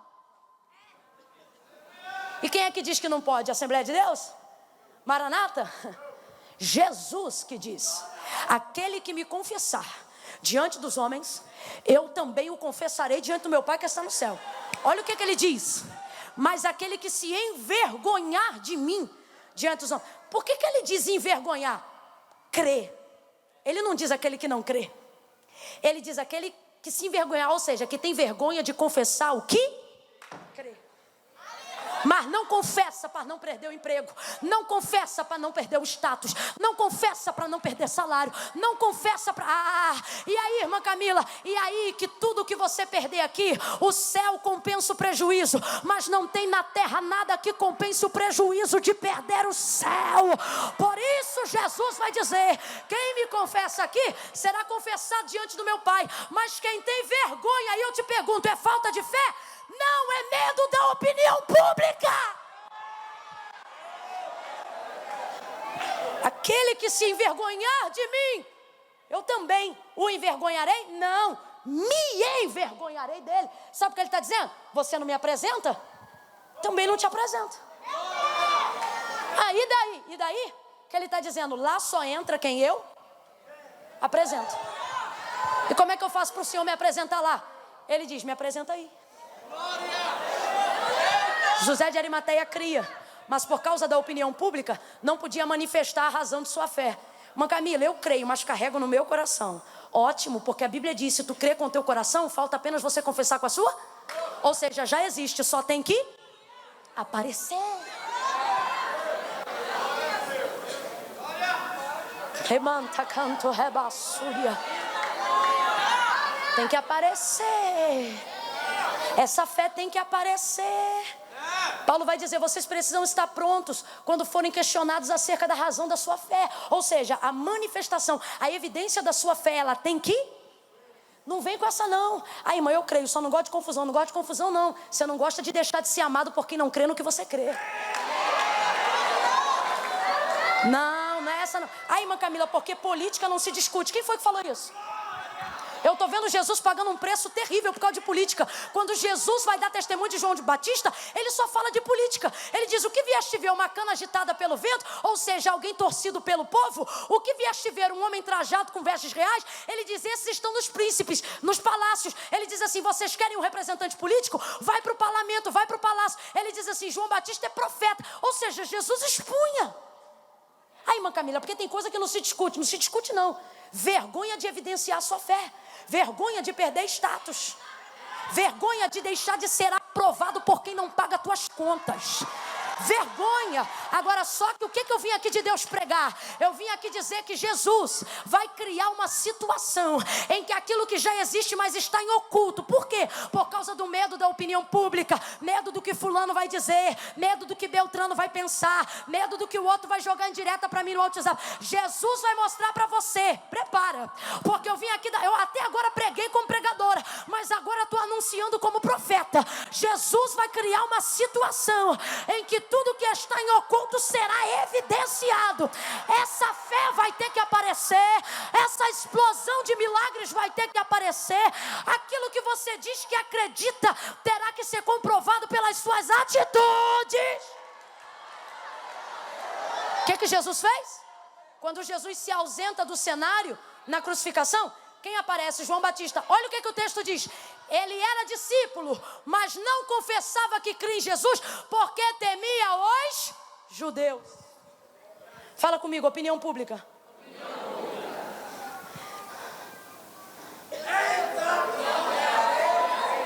Creio, mas não falo. Acredito, mas não digo. Confesso no coração, mas não declaro com a boca. Por quê? Para não perder o que eu já tenho. E aí que Jesus cria uma situação. Qual? Primeiro, depois que Jesus passa por você, ou você desvia dele, ou você se rende. Tentar aceitá-lo por dentro sem confessá-lo por fora é pior do que fugir dele. Você está na balada, meu irmão. O nego está vendo você com o copo do álcool na mão. Olha para você e diz assim, tu é crente? E tu diz, não. Uma pessoa diz, porque parece. Sabe o que é isso? Jesus passou um dia só pela vida de José de Arimateia, mas marcou ele para sempre. Tem gente, meu irmão, que assiste um culto e depois quer ir para a esbórnia, mas não tem nem mais paz para adulterar, não tem mais paz para matar, não tem mais paz para errar. Sabe por quê? Jesus passou por ele e marcou ele. Ele agora tem temor, ele tenta esquecer que tem juízo, mas não consegue. Assim é a vida de José de Arimateia. Irmã Camila, o que você está falando? Estou falando que esse pai que diz que não acredita no Jesus que você serve, ele já está entendendo a palavra, ele só não está confessando. Estou falando que esse marido que diz que ser crente é coisa de otário, ele conhece o nome de um monte de santo, mas quando a coisa aperta, ele está chamando Jesus. Sabe por quê? Teu testemunho já marcou ele só não confessa. Mas Jesus me trouxe aqui para dizer, vai aparecer, vai aparecer, vai aparecer. Olha isso, gente. Sabe o que é isso? Quando você vive uma situação que a opinião pública não pode resolver. Quando você está diante de uma situação que não importa quanto dinheiro você tem, a questão não é dinheiro. Aí você entende. O que eu preciso agora? Marcos 5. A filha de Jairo. Jairo também conhece, acredita, mas não confessa. Por quê? O texto diz que ele é príncipe da sinagoga. Como é que o pastor que tem que assinar a concordância de que quem confessar ser Jesus o Cristo tem que ser expulso, vai dizer que Jesus é o Cristo? Então ele crê, mas não diz. Só que quando a filha dele fica doente para morrer, a opinião pública não levanta ela. O status Pilatos da sinagoga não ressuscita a menina. Os seguidores não fazem caravana. Os muitos amigos se reputam a nada. E aí o que Jairo faz? É príncipe, é presidente, tá por cima e vai parar nos pés. Ele pega tudo que ele tem e joga nos pés de Jesus. Mas Jairo, o que vão pensar de você? Eu não estou nem aí. O que vão pensar de mim? Não ressuscita minha filha. Agora este aqui tem poder para isto.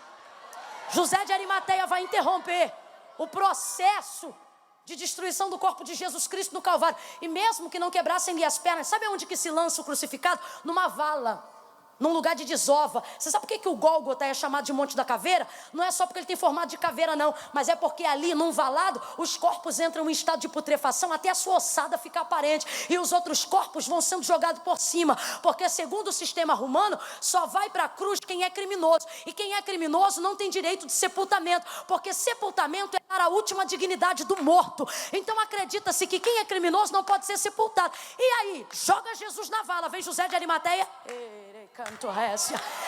assina um papel, manda para Pilatos e diz assim: me dá o corpo dele.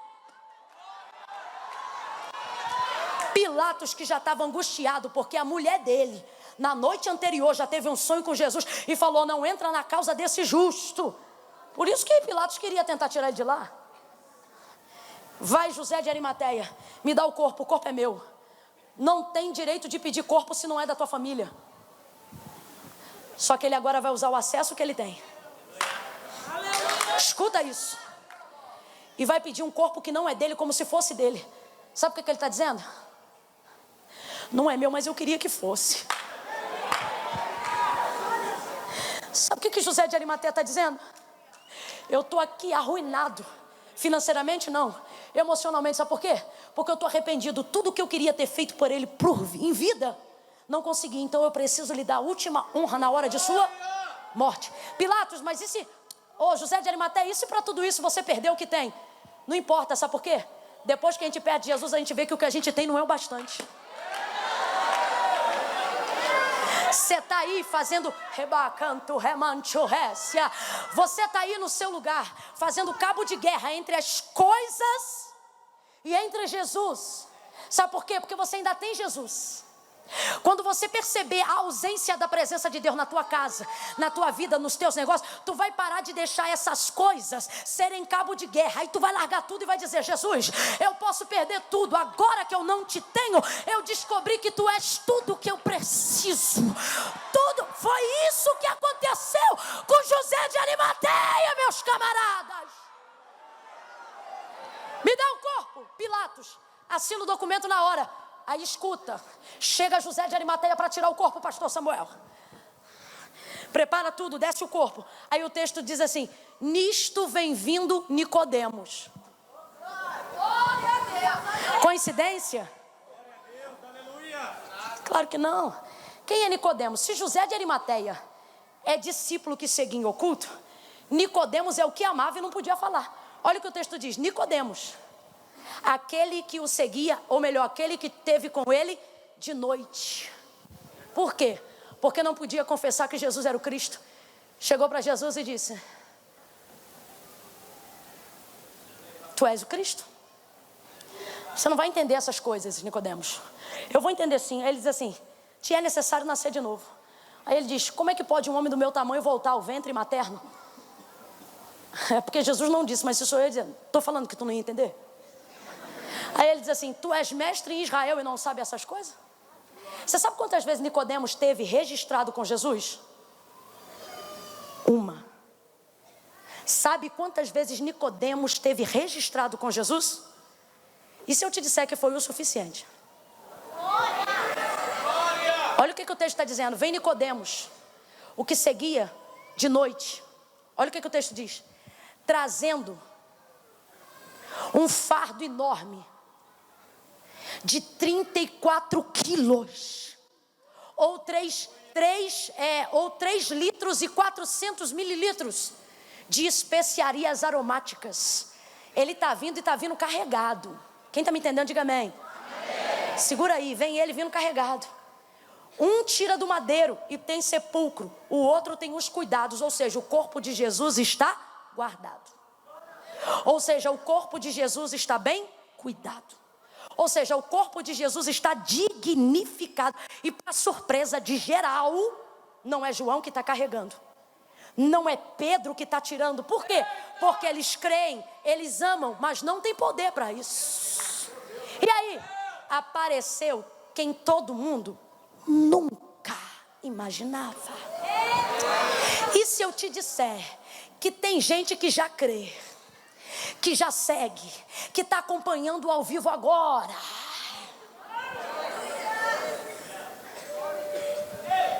que está no cabo de guerra, mas Jesus está criando circunstância para dizer, vou te mostrar que tudo que está dentro de você, sufocado, não vai dar conta de ficar aí, vai aparecer.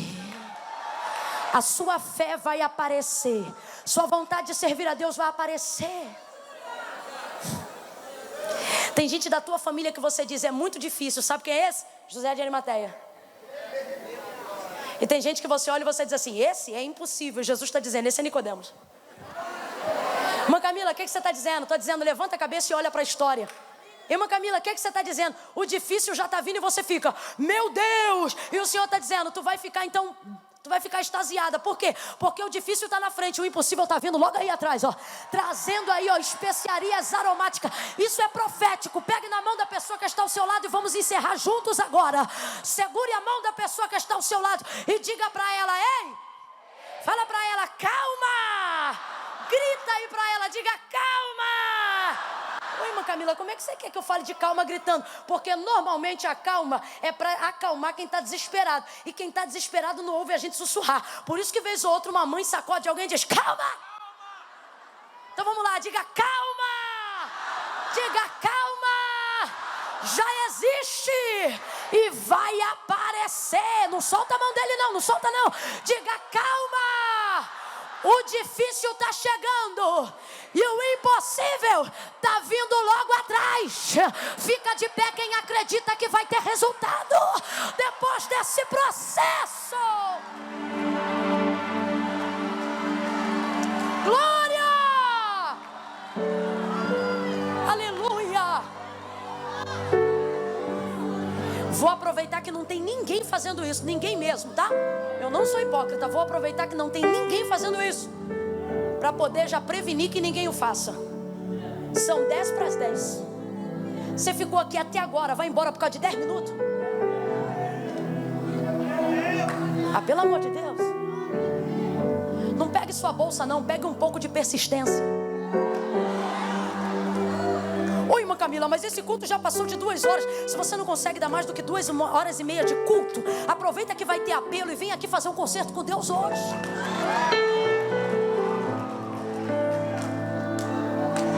Ah, irmã Camila, mas você não sabe quem está em casa. Quem está em casa vai brigar comigo. Filha, ele vai brigar desde que deu 9h30. Então, irmã Camila, então, não é melhor você orar para ver se Deus entra com providência? E você fecha a coisa? Olha para quem está do teu lado e diz, calma. Calma. Tem gente aqui que está com esporão no calcanhar. Nós vamos orar para ser curado, porque Deus vai honrar esse processo de você ter ficado em pé esse culto inteiro. Para a glória do nome de Jesus. Aleluia. Problema na bacia, problema nos ossos. Jesus vai tocar nos ossos hoje aqui. Jesus vai tocar nos ossos. Espírito Santo vai passar nos teus ossos. Cada osso vai se ajustar a seu osso. Você será curado da corcunda. Você será curado do reumatismo. Receba a cura da sua artrite. Aí agora, enquanto eu estou falando, seus ossos estão sendo renovados agora. Seus ossos estão sendo renovados agora. Seus ossos estão sendo renovados agora. Julho da renovação. Receba a renovação da sua ossada. Receba a renovação do seu cálcio. Aleluia. Eu quero orar somente por 2 tipos de pessoas nessa noite. Vocês vão receber diversas orações, diversas palavras. Guarde no coração, creia, anote, ore em cima disso. Mas nessa noite, eu quero orar sobre 2 tipos de pessoas. Aleluia. Você que enquanto eu pregava, entendeu que você está na condição de um João, na condição de alguém que chegou até onde deu e fez tudo o que podia, mas por mais que creia, reconhece que já não pode fazer mais. Jesus vai fazer aparecer alguém que tem poder de fazer o que você crê, mas não pode.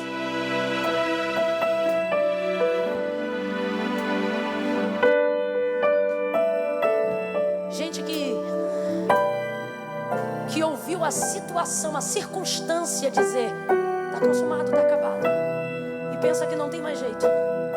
Jesus está dizendo: o difícil vem aí e o impossível vem logo atrás.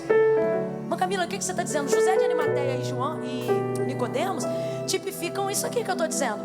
Quem é José de Arimateia? Um discípulo muito difícil. E Nicodemos, alguém que era impossível. E agora os dois estão no mesmo lugar fazendo a mesma coisa, anunciando a sua fé, cuidando do corpo de Jesus. O texto diz que eles tiram ele de lá, limpam ele, o envolvem no lençol de linho e o colocam dentro de um sepulcro novo. Ao terceiro dia Jesus ressuscita. E agora eu falo do segundo tipo de pessoas que eu vou orar. Aquelas que creem, mas não confessam. Aquelas que acreditam, que seguem a Jesus, mas têm vergonha de evidenciar a sua fé. Toque um espontâneo, mas não uma canção, porque senão você vai dividir a mente deles entre o que eu estou pregando e a canção que você está tocando.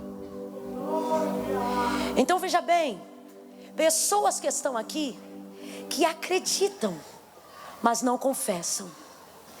Creem, mas não evidenciam. E ainda dizem assim: ah, irmã Camila, é porque eu estou desviado há muito tempo. Você não está desviado. Desviado é Satanás, que não pode voltar nunca mais. Você está afastado e morre de saudade. Tu conhece um monte de mandinga, mas não faz nenhuma. Quando a coisa aperta, tu vem para o ciclo de oração.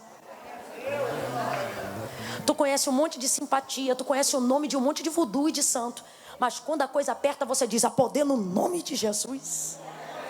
Aí vem aqui para mim dizer que é desviado só porque não está na igreja. Sabe qual é a tua maior luta? Tu não está na igreja, mas a igreja nunca saiu de você. Tu não está na igreja, mas o que te marcou na igreja cresce em você cada dia. E você está descobrindo o que eu descobri enquanto caminhava. Sabe o quê? Que fazer a vontade de Deus realmente não é fácil, mas fugir dela dá mais trabalho. Então presta atenção, eu vou contar de 1 a 3. Quando eu disser 3, eu não vou nem olhar para trás, porque eu já tirei o paletó para o pastor Samuel não puxar. Eu vou pedir o Peterson e o Peterson e Mag, tentei tanto para errar, para cantar só o refrão de uma canção, que eu não sei qual é. Só o refrão, e é só o refrão mesmo, e no máximo 2 vezes.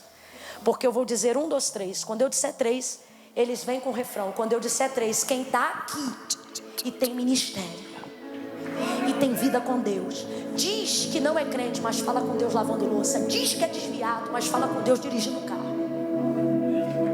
Diz que está muito difícil. Diz que teve muito pecado para pecar, que agora não tem cara para voltar. E o Senhor está dizendo que você não tem cara para ficar longe. Jesus está dizendo: você está com saudade de mim, eu também estou com saudade de você. Aí você diz: irmã Camila, eu tenho tanto pecado. E Jesus está dizendo: teu maior pecado é acreditar que eu não tenho sangue o suficiente para perdoar você de todos eles. Teu maior pecado não são as coisas que você fez antes, mas é invalidar o que Jesus pode fazer agora, te perdoando. Ai, irmã Camila, mas eu me sinto culpado. Se sente culpado, então segura essa. Se teu coração te condena, diz a palavra: maior é Deus do que seu coração. Ai, irmã Camila, mas eu tenho que sentir. Quando eu sentir, eu vou. Conversão não é sentimento, é decisão do que é certo. É decisão. Aí, irmã, aqui, não, esse é o último. É que diz assim: não, mas é que pra mim servir a Deus é coisa muito séria. Quando eu resolver isso, isso e aquilo, eu vou. E aí não resolve nada nunca. Por quê? Porque não quer? Não, porque Jesus disse: sem mim. Por que alguém ao longo dos anos incutiu na tua mente que se você vier do jeito que você está, você vai sujar a igreja? Você é muito imunda, muito sujo. Não, você conserta a sua vida, senão você vai sujar a santidade de Deus. Que santidade é essa que é suja por um mero mortal que é pó? Santidade de Deus ninguém toca, ninguém suja. Mas sabe o que é? Ao longo dos anos alguém foi incutindo na tua cabeça que para vir para Jesus você tem que resolver tua vida primeiro. E aí você nunca resolve, porque Jesus está dizendo que quem resolve tua vida sou eu. Mas não, a mentalidade de achar que você vai prejudicar a igreja, que você vai sujar o Senhor, foi colocada na sua mente. Olha para a história, para de olhar para a opinião pública, olha para Jesus, escuta aqui. Quando a mulher do fluxo de sangue, que era tida como imunda dentro daquela sociedade, tocou em Jesus, foi Jesus que ficou sujo ou foi ela que ficou limpa? Jesus está dizendo, vem como você está, porque quando você vem, quando você chega perto, não sou eu que fico sujo, é você que fica limpa. Não sou eu que fico pecador, é você que fica santa. Não sou eu que fico culpado, é você que se torna arrependido. Jesus está dizendo, vem do jeito que você tiver. Ai, irmã Camila, mas eu bebo. Jesus está dizendo, pode vir porque eu não bebo. Ai, irmã Camila, mas eu estou viciado. Jesus está dizendo, pode vir porque teu vício não me vicia. Mas a minha vida muda seu vício, muda seus hábitos, muda seu costume. Venha como você está. Irmã Camila, mas eu estou com um homem que nem meu é. A samaritana também. E Jesus disse, brota-se há em você uma fonte que joga para a vida eterna. A igreja levanta a mão direita para o céu e começa a orar para Jesus salvar e libertar. Gente que já crê, gente que já o ama, mas precisava de um último encorajamento para tomar uma decisão. Comece a orar, igreja. No 3, você vai pedir licença, vai sair do teu lugar e vai parar aqui na frente, porque eu quero orar por você, junto com a igreja. Já veio, filha, oh glória. Irmã Camila, já sou crente em Jesus, não vem não. Fica aí que eu vou orar por você onde você está. Irmã Camila, foi para mim. A irmã pregou para mim. Eu sou o José de Arimateia. Eu sou a Nicodemos. Eu sou a irmã difícil. Eu sou aquela irmã que enquanto a irmã está pregando, eu sou, oh glória! Nem começou a contagem. Isso é só porque você já começou a orar. Isso é só porque você já começa a orar. Oh glória! Irmã Camila, eu vou ficar aqui no meu lugar. Deus sabe. Sabe, mas não concorda. É necessário confessar para ser confessado. Isso. Já é crente em Jesus, já frequenta igreja, não vem. Quero um lugar livre só para quem reconhece. Irmã Camila, sou crente, mas me afastei, distanciei. Irmã Camila, não frequento mais nenhuma igreja. Estou eu pregando, você está pensando que eu estou pregando cabelo? Estou eu pregando, você está achando que eu estou pregando saia? Eu não vim falar de cabelo nem de saia, eu vim falar de Jesus. Jesus te trouxe aqui para te dizer, ei, para de olhar para ela e olha para mim. Eu conto 1, levanta a mão que você baixou, por isso que parou de vir gente. Eu conto 2, fecha esse olho, que enquanto você ora por alguém, irmã Camila, mas cadê esse alguém? Esse alguém está aí, vai aparecer aqui no altar. Você está pensando que não tem ninguém te vendo no cantão aí onde você está, e Jesus está dizendo, eu sei quem você é, e está na hora de você aparecer. Você fala comigo lavando louça, a porta de emprego que você trabalha fui eu que abriu, e como é que você finge que não me conhece? Está na hora de mostrar que a gente tem uma relação, está na hora de mostrar que eu marquei a sua vida, está na hora de mostrar que é do meu lado que você caminha. Aí o que vão pensar de mim, o que vão pensar da gente não leva a gente para morar no céu.